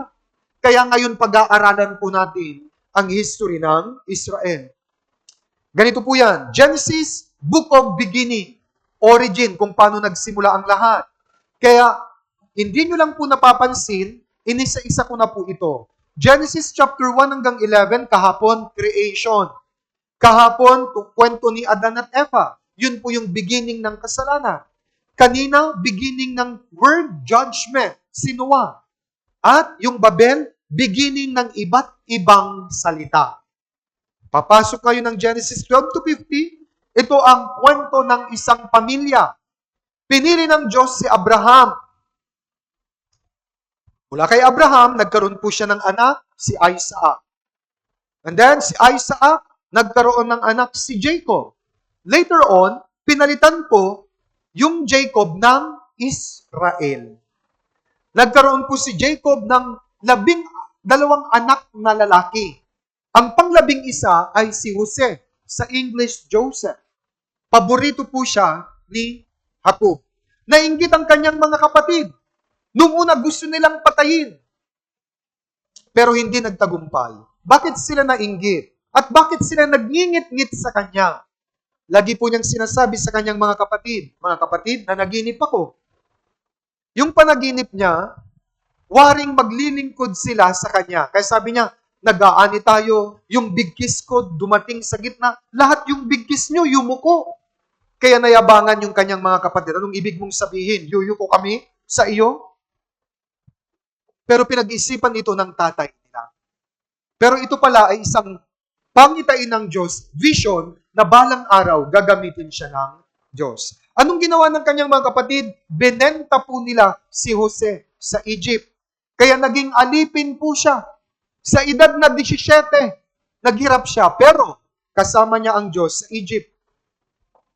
Later on, tinupad ng Diyos ang kanyang pangako na siya po ay magiging dakila sa lupain ng Ehipto na naginip ang hari.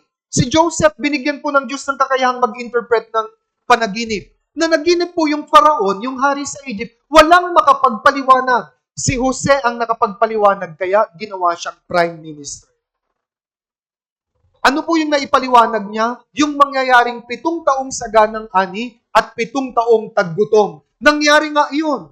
Nagutom ang buong mundo. And then, dahil alam ito ni Jose, nakapag-ipon po ang Egypt. Siya po yung namuno, naging prime minister. At nung dumating yung taggutom, lahat ng tao humingi ng tulong sa kanila. Kaya siya po ay naging sikat at naging prime minister. Hanggang sa yung kanyang mga kapatid, naging prime minister po siya, 30 years old. After 13 years, pumunta sila sa Egypt, di na nila kilala. Yung binenta nilang kapatid, prime minister na. Siya na yung pinuno. Kaya, nung una, hindi siya nagpakilala. Pero hindi niya napigilan, nagpakilala siya. Mga kapatid, ako si Jose na inyong ibinenta. Ngayon, Prime Minister na ako, pero hindi ko kayo sinisisi. Ginamit ng Diyos yung mga tagpong ito para iligtas ang mga tao. Kaya ngayon, lipat na kayo sa Egypt. Kayong kanyang buong pamilya sa Israel, lumipat po sila sa Egypto. At doon na po sila nagparami ng nagparami. Hanggang sa natakot ang mga Ehipsyo. Namatay na si Jose, namatay na yung Faraon, panibagong henerasyon, dumami na yung mga Israelita sa Egypt, kaya ginawa po silang alipin. Isa-isayin natin. Genesis 37:28. Dumaan ang mga mangangalakal ng mga Midianita at kanilang iniahon si Jose sa balon at siya'y ipinagbili sa mga Ismailita sa halagang 20 pirasong pilak at dinala nila sa Jose sa Ehipto.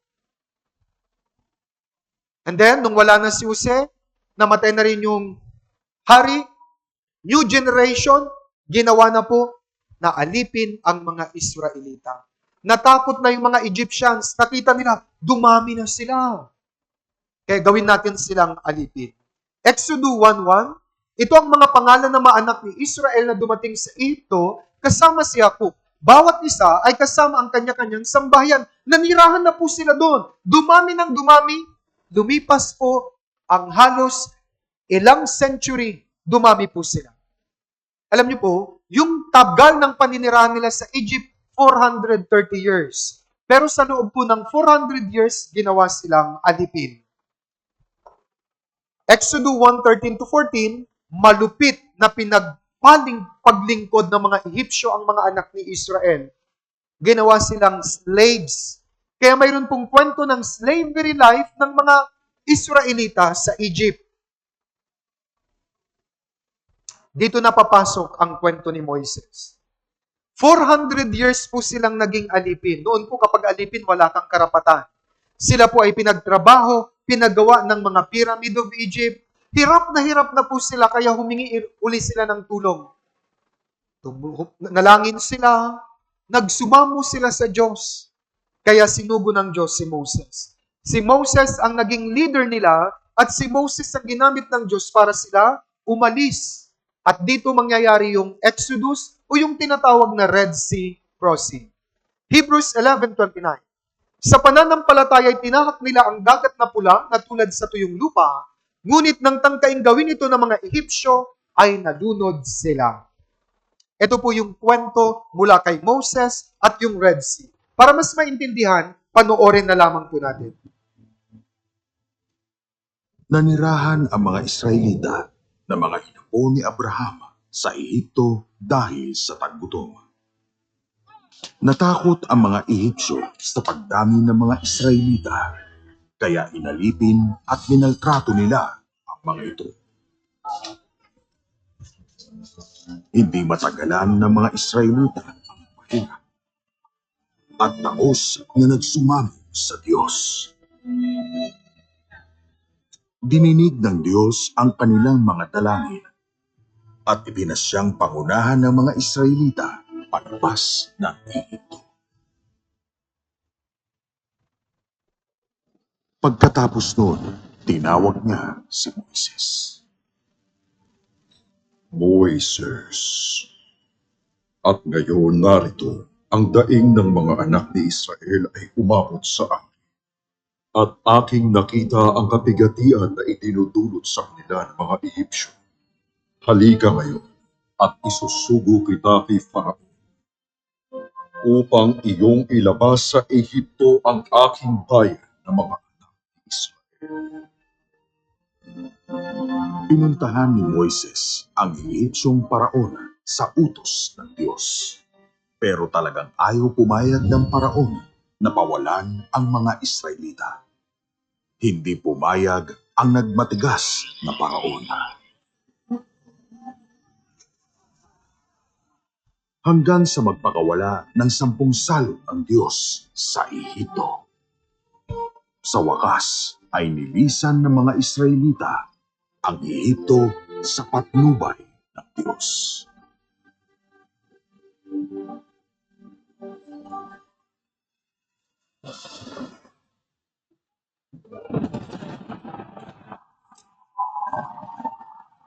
Huwag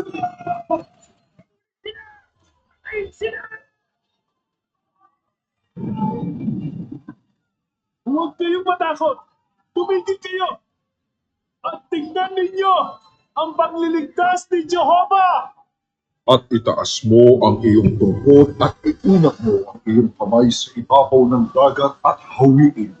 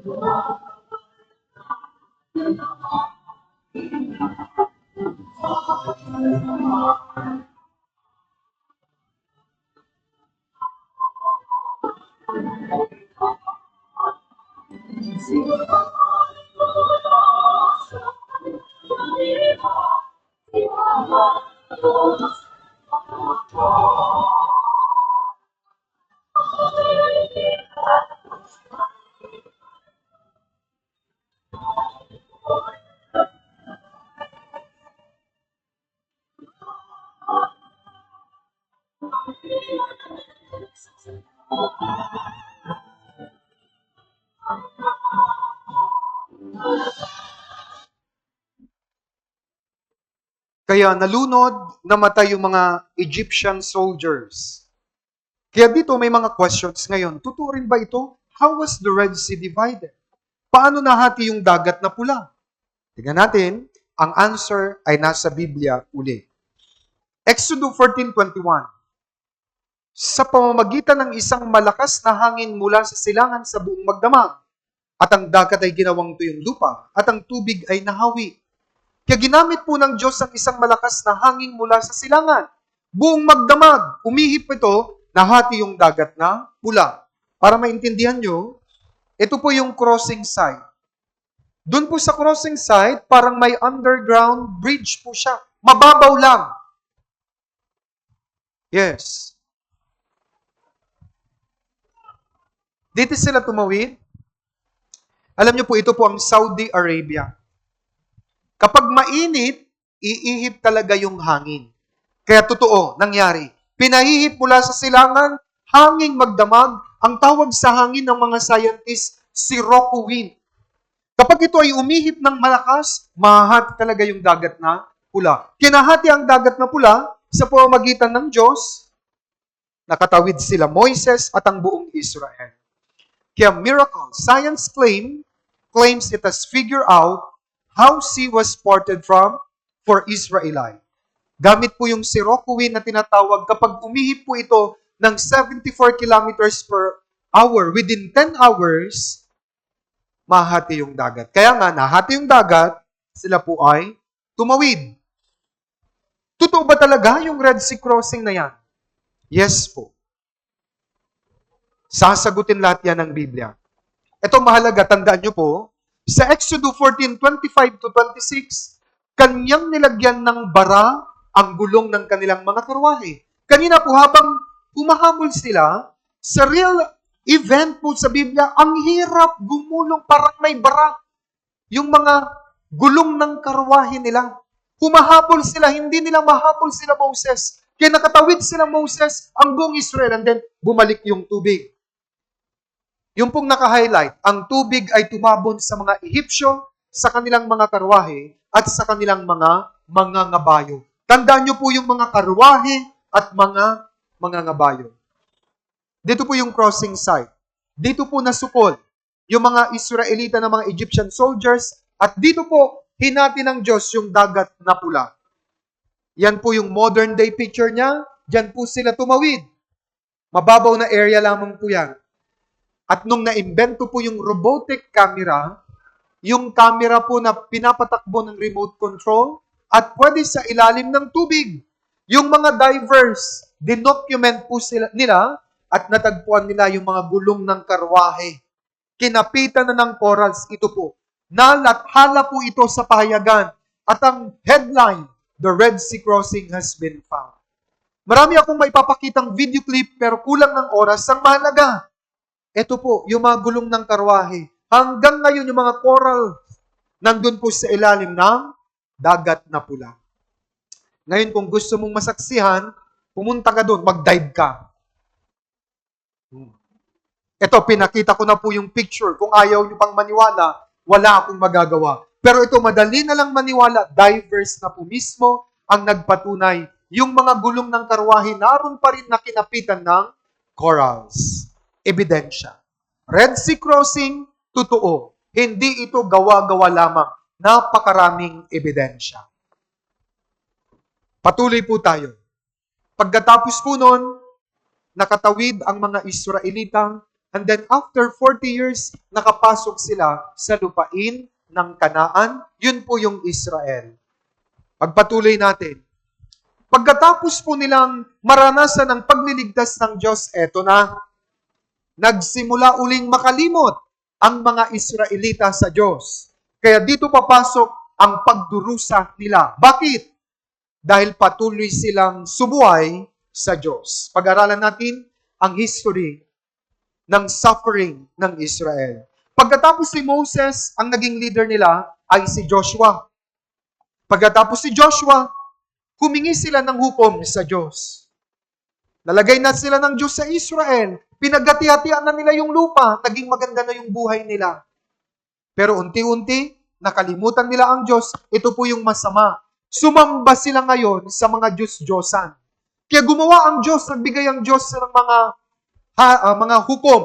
Kaya dito po sa Biblia, may aklat ng mga hukom. Ano po yung trabaho nila? Ipangaral ang salita ng Diyos at akayin ng Israel sa pagsisisi mula sa kanilang pagtalikod sa Diyos. Hukom chapter 2 verse 17. Gayunmay, hindi nila pinakinggan ng kanilang mga hukom, kundi sila'y sumamba sa ibang mga Diyos at kanilang niyukuran ang mga iyon. Kaya nagalit ang Diyos.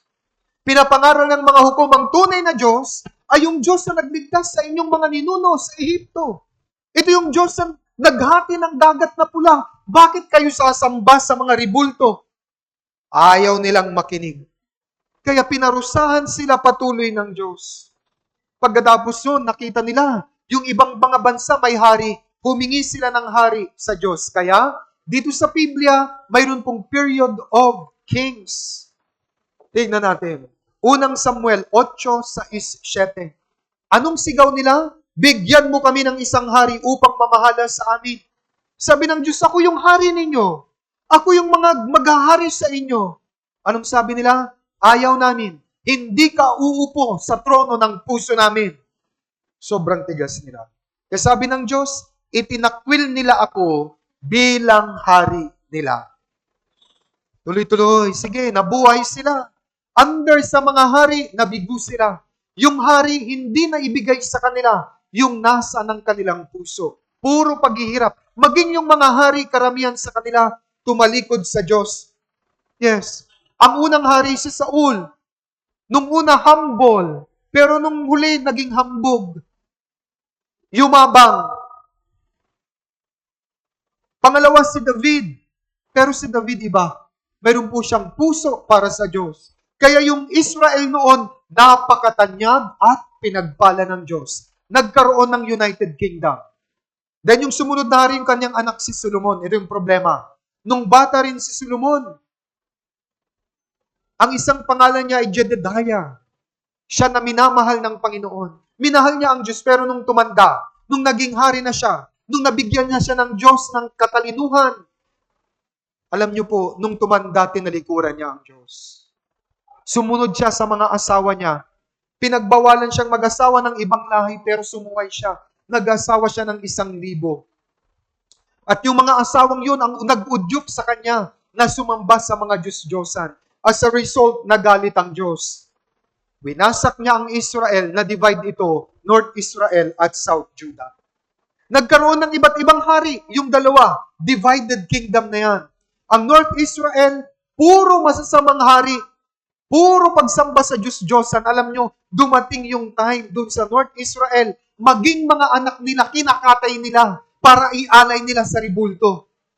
Galit na galit ang Diyos. Kaya winasak niya ang North Israel gamit ang Assyria. Nasa world history po ito ng 722 BC. Yung South Judah, nandun po yung templo ng Jerusalem. Sumuway din po sila sa Diyos patuloy. Kaya nung 586 BC, winasak sila ng Babylon. 536, Persia naman. Pinagpasapasahan sila ng different empires. Bakit? Dahil sa kanilang pagsuway sa Diyos. Then nagkaroon ng Greece. Winasak din sila o sinalakay ng Greece, sinakop. Panghuli ang Roman Empire. Sa panahong yun, ganun uli, naalala nila ang Diyos. Iligtas mo kami sa pananakop ng mga imperyong ito. Parang tayo rin po, sinakop din tayo ng mga Kastila. Tama po? Naging alipin tayo sa sarili nating bansa. Gusto rin nating makalaya. Sabay sinakop din tayo ng mga Hapon. Mahirap. Nasa ilalim ng pananakop. Ganon din po ang Israel. Kaya humingi uli sila ng tulong sa Diyos. And then, sa panahon ng Roman Empire, isang araw, dumating mismo ang Diyos sa bansang Israel. Ang Panginoong Hesus, siya mismo ang bumaba para tulungan ng bansang Israel, ipangaral sa kanila ang magandang balita para magkaroon sila ng kaligtasan. Galatia 4:4, pwede po kayo po ang bumasa, sabay-sabay. 3, 2, 1.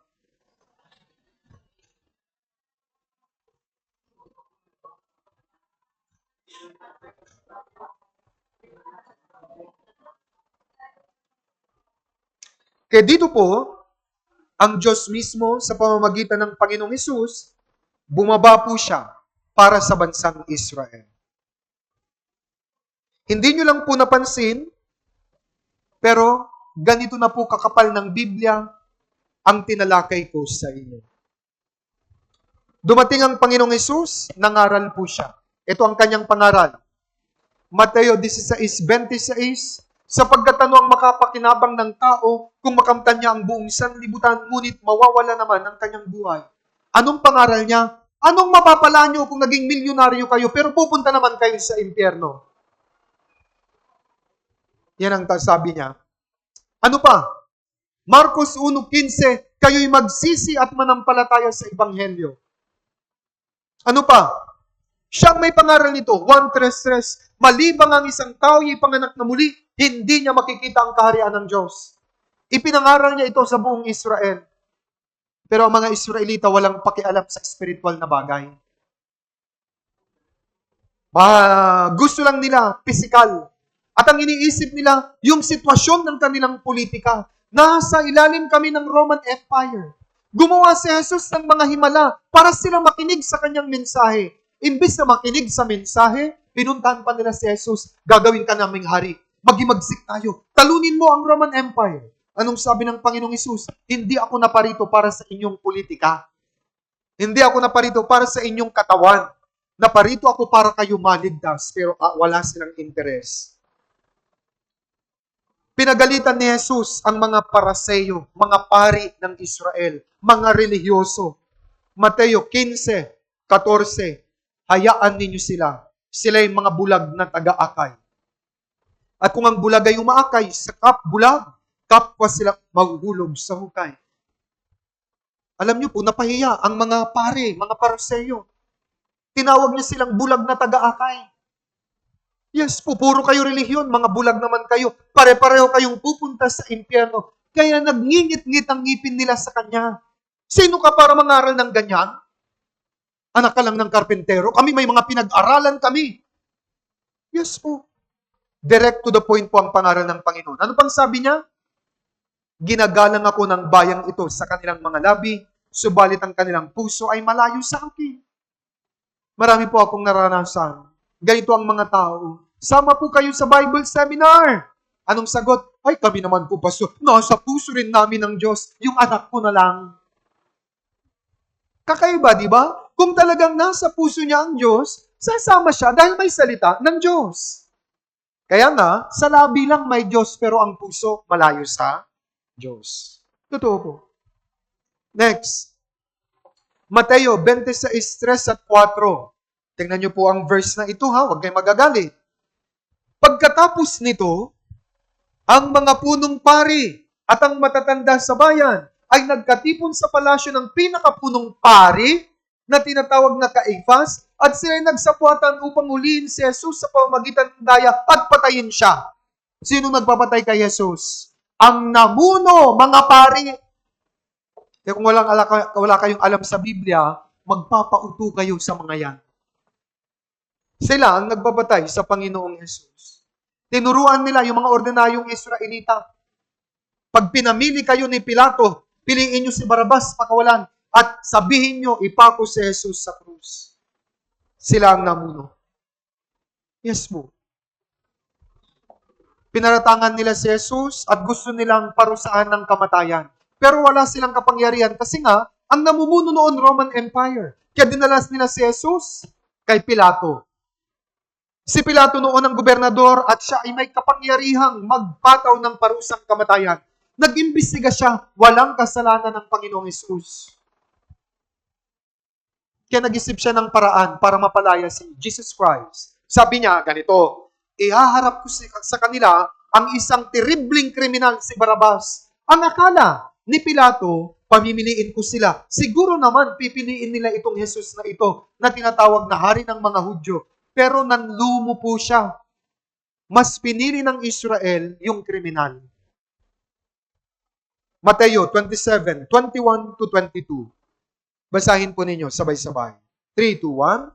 Sumagot muli ang gobernador at sinabi sa kanila, alin sa dalawa ang ibig ninyong pakawalan ko sa inyo? At sinabi nila, si Barabas. Sinabi sa kanila ni Pilato, at anong gagawin ko kay Jesus na tinatawag na Kristo? Sinabi nilang lahat, ipako siya sa krus. Sino ang sumigaw? Yung mga Israelita. Pinili nila si Barabas. Ipako si Jesus sa krus. Walang magawa si Pilato, kaya nagugas kamay siya.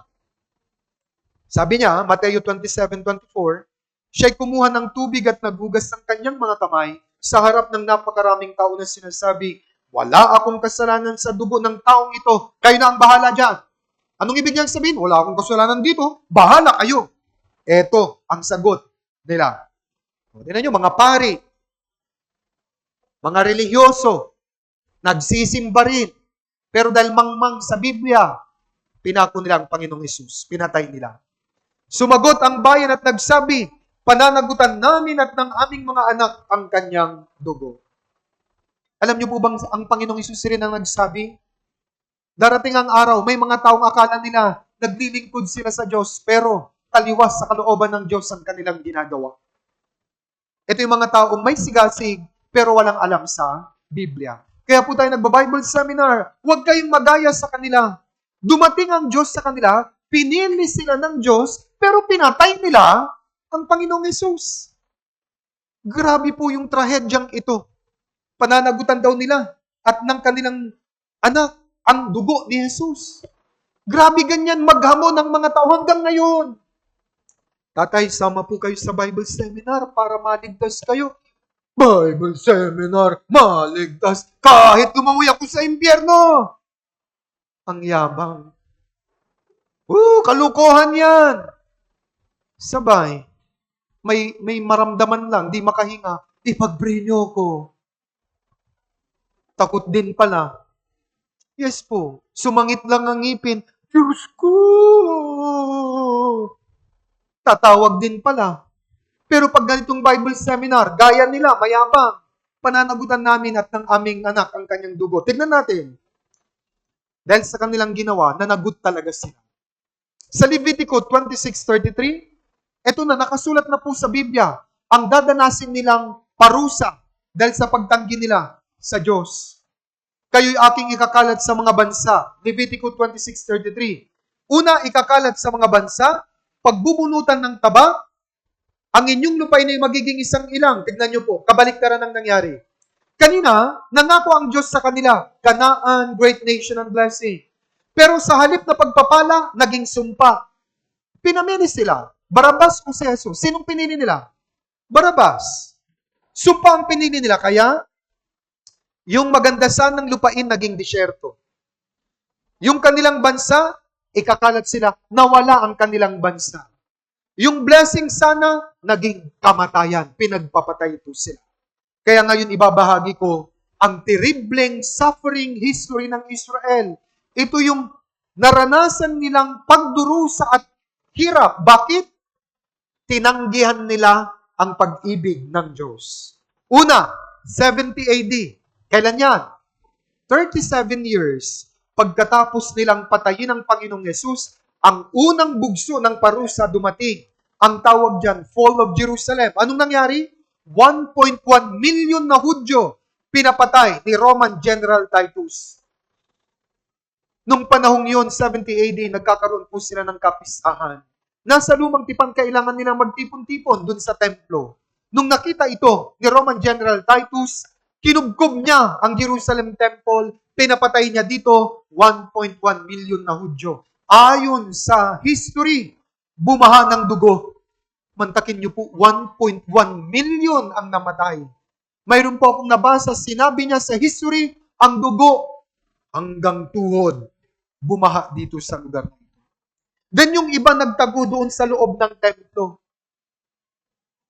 Isinara nila. Kaya sabi ni Titus, Roman General Titus, hayaan niyo sila. Magugutom sila dyan. Lalabas yung mga yan dahil wala na silang makakain. Nagtago sila sa loob ng 4 to 6 months. Alam niyo po, nung gutom na sila, kinain nila ang kanilang mga anak. Yes po. Nakasulat na. Deuteronomy 28:49, magdadala ang Panginoon ng isang bansa laban sa iyo mula sa malayo, mula sa katapusan ng lupa na gaya ng paglipad ng agila. Isang bansang ang wikay hindi mo nauunawaan. Kukubkubin sila. Deuteronomy 28:52, kanyang kukubkubin ka. Ang mataas at may pader na puta na iyong pinagtitiwalaan ay bumagsak. Winasak po nila itong Temple of Jerusalem. Wasak po ito. 1.1 million na Hudyo pinatay. Ito po yung sinasabi ko. Dahil sa gutom nung mga nagtago sa loob ng templo, wala silang makain. Ito po si Flavius Josephus. Siya po ay isang historian. At naging translator po ito. At nakita niya ang mga pangyayari. Kaya sinulat niya ang nangyari. Dahil sa taggutom, sobrang taggutom noon, sabi ng isang nanay, "Oh, thou miserable infant, anak kawawa ka. Sobrang hirap ditong famine, taggutom. Tayo ay pupuksain nito." Kaya nung sabi niya, "Halika na anak, ikaw na lang ang kainin ko." She slew her son. Kinatay niya ang kanyang anak na lalaki. Inihaw niya at kinain niya ang kalahati. Parang nakakarima rin, nakakapandiri. Pero di mo na yan maiisip kung gutom na gutom ka na. Sa sobrang gutom, kinatay nila ang mga anak nila, kinain nila. Yan ang parusa. Bakit nakasulat na ito sa Biblia? Deuteronomy 28:53. Nakasulat na bago mangyari. Basahin po ninyo. 3, 2, 1.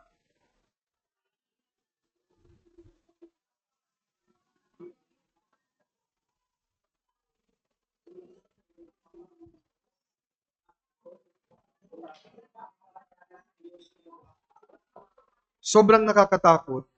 Kayo kaya, pakainin ng tao. Ganyan magalit ang Diyos. Nangyari po ito. Baka mayroon dito, imposible yan. Dahil busog po kayo. Ikaw po ang ikulong namin sa isang lugar. Wala ka nang makain. At may bata doon. Magdidilim ng isip mo. Baka yun ang kainin mo. Yan ang nangyari sa kanila. Ito, may ebidensya. Kung pupunta po kayo sa Italy, nandun po, pinatayo po ito ni Emperor Vespasian. Tatay po siya ni Roman General Titus. Ang tawag nila dito, Arko ng Pagtatagumpay. Kasi yung General Titus na yun, anak niya. Siya yung lumusob sa Jerusalem at nagtagumpay sila. Hinakot nila yung mga mahalagang ginto doon, kaya naitayo po itong triumphal arch na ito. Isang tourist spot po ito sa Rome, Italy. Yan po yan. Pinupunta ng maraming tao. Ano pa? Pagsapit ng 135 AD, complete diaspora. Anong ibig sabihin? Ni isang Israelita, walang natira sa Israel, kumalat na sila sa iba't ibang panig ng mundo. Nagtago na po sila kasi pinapatay sila. 313 AD, Milan's Act. Ito po ay isang batas na nag-uutos patayin lahat ng mga Hudyo. Bakit? Isip ng mga tao noon, salot sila sa lipunan. Dahil nga, naririnig ng mga tao, sila ang nagpapako sa Panginoong Yesus. Noong 1019 hanggang 1291, Crusade War. Ano po ito? Digmaan tungkol sa relihiyon. At ang target, mga Israelita.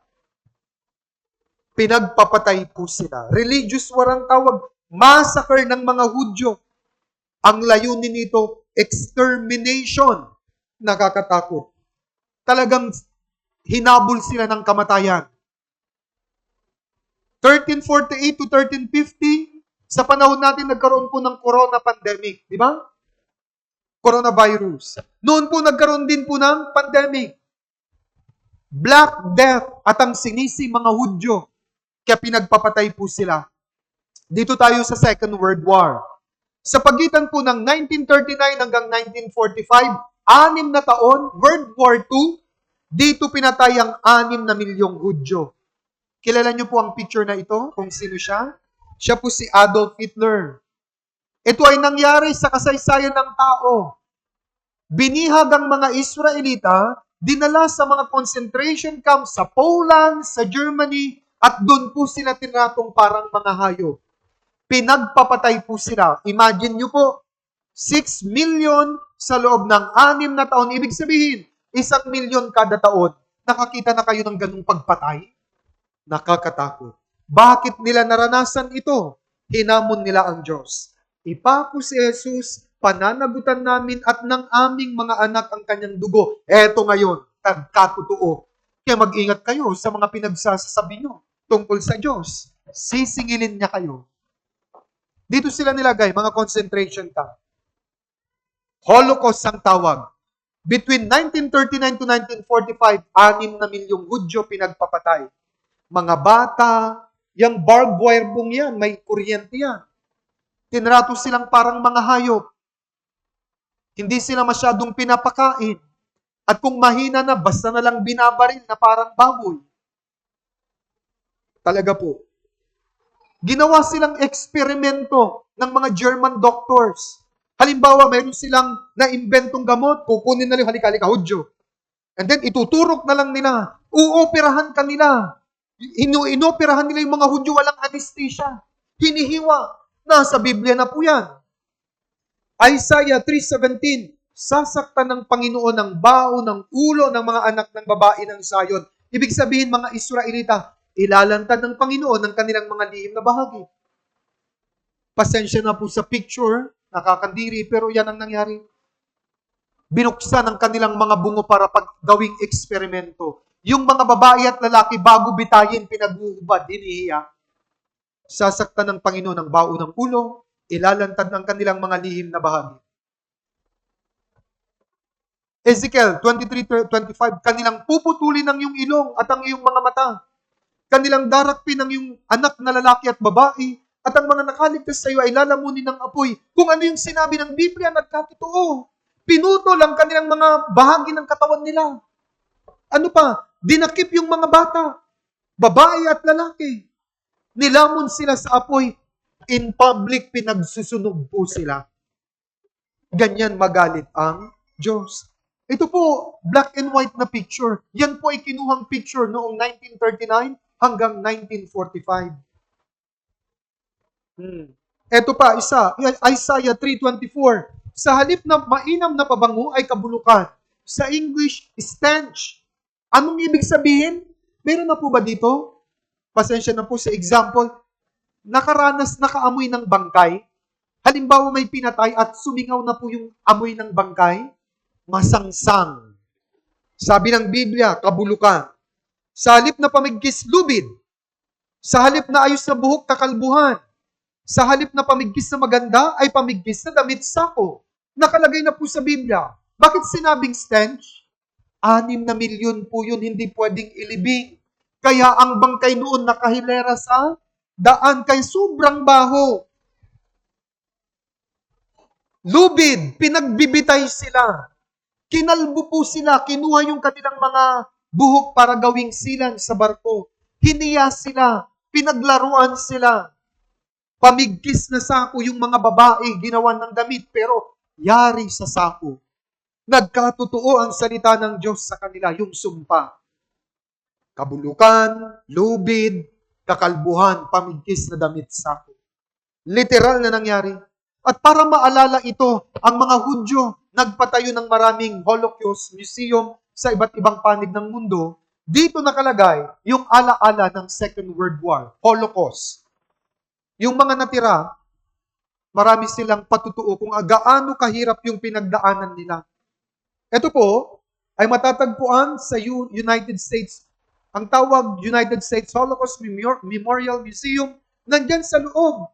Yung documentary, mga alaala ng mga pinatay sa Second World War. Para maintindihan nyo, ito po yung sumpa na nangyari sa kanila. Hanggang ngayon ay hindi lubos makuha ng isipan ng tao kung ano ang nangyari sa lugar na ito.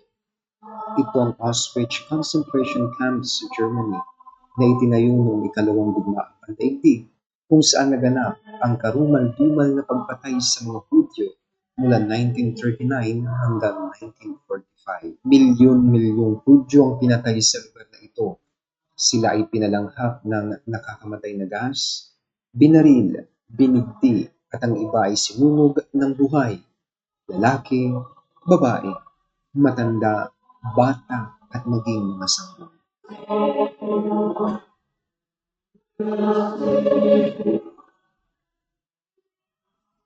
Ganito ang karaniwang tanawin na makikita noon sa loob ng concentration Sobrang camp. hina, mga bangkay na po ito. Kalunos-lunos na mukha ng matinding paghihirap.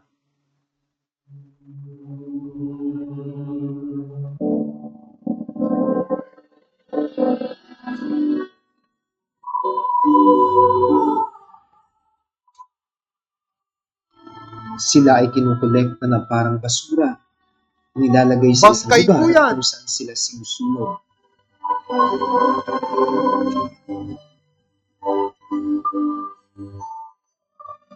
Marami na po ang pumunta sa mga silid ng concentration camp at ganito ang tanawin ng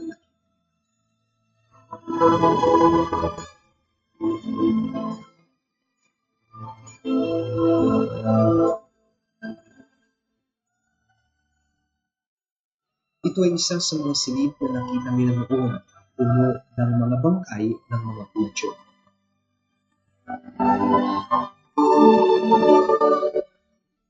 Ito naman ang bunton ng libu-libong katao. Sa hangin ay amoy ang masangsang na amoy. Bangkay po yan. Yan ang karaniwang tanawin noong Second World War. Bakit nangyari sa kanila to? Alam niyo po, tingnan niyo, imagine niyo, dumating si Jesus Christ sa bansa nila, nangaral, ang mismong Diyos. Pero pinatay nila. Mas pinili nila si Barabas. This week, pinamimili rin kayo ng Diyos. Ang pag-ibig ng Diyos o birthday party, TV, cellphone, depende sa pagpili nyo. Ang Israel, mali ang pagpili nila. Kaya nila ito pinagdaanan.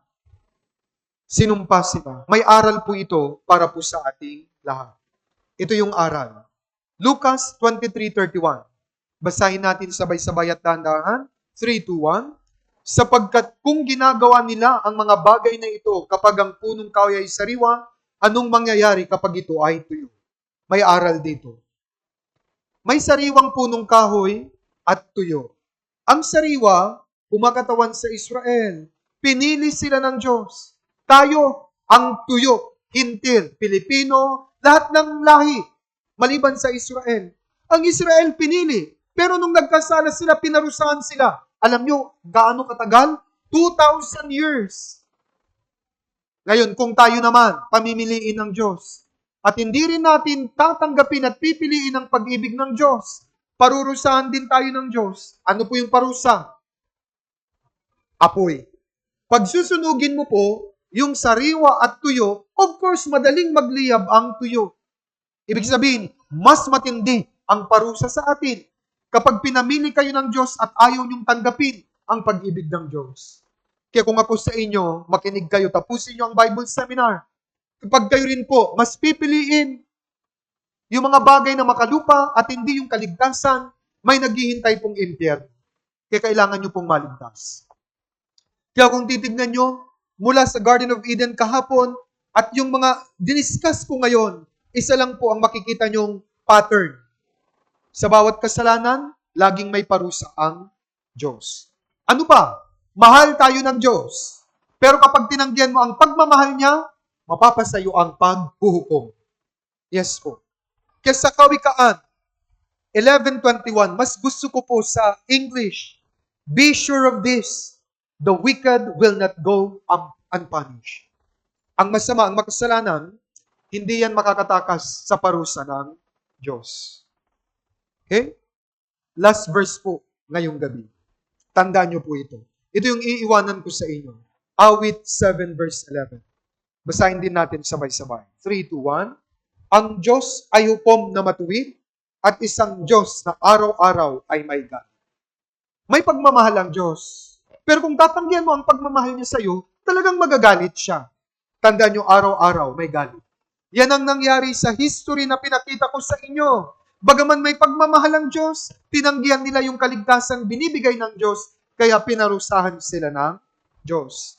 Tapos na po tayo sa session number 2. Ang bilis ng araw. Bukas, session number 3 na. See you po tomorrow. Dahil nakikinig kayong mabuti, tapos na po tayo. Ingat po kayo sa pag-uwi. I hope bumalik po kayo bukas. Huling tanong, babalik po ba uli bukas? Parang mahina, mag-extend pa ako. Babalik po ba uli? Maraming salamat po. Tayo pong latayo mo po at manalangin. Dakilang Diyos, marami pong salamat. Salamat sa patuloy niyo pong pagtsatsaga sa amin. Tapos na po namin ang 2 session ng Bible Seminar at unti-unti po namin nakikilala kung sino ang Diyos. Ang Diyos pala ay pag-ibig, subalit kung tatanggihan ng pag-ibig niya, may paghahatol o parusa na naghihintay. Kaya tulungan niyo po ang mga nakikinig na mas lalong madiskubre kung sino ang Diyos sa pamamagitan ng Bible Seminar na ito. Nawa tapusin po nila ang Bible Seminar upang sa huli ay matanggap po nila ang kanilang kaligtasan.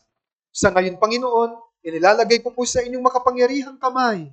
Buksan po niyo ang kanilang puso. Ipaunawan niyo po ang salita ng Diyos upang patuloy silang magkaroon ng interes at tapusin ang Bible Seminar na ito. Sa ngayon, ingatan niyo po sila sa pag-uwi at dalangin ko, Panginoon, na bukas, akayin uli niyo sila dito upang makapakinig uli sila ng Bible Seminar. Muli, Panginoon, maraming salamat sa 2 araw na natapos at sa 3 araw na natitira. Kayo na po ang bahala, Panginoon, sa lahat ng nakikinig. Nawa, lahat ng naririto ay tuloy-tuloy upang lahat ay magkaroon ng kasiguruhan ng kanilang kaligtasan. Maraming salamat po at ito po ang aming dalangin sa pangalan ng Panginoong Hesukristo. Amen. Maraming pong salamat.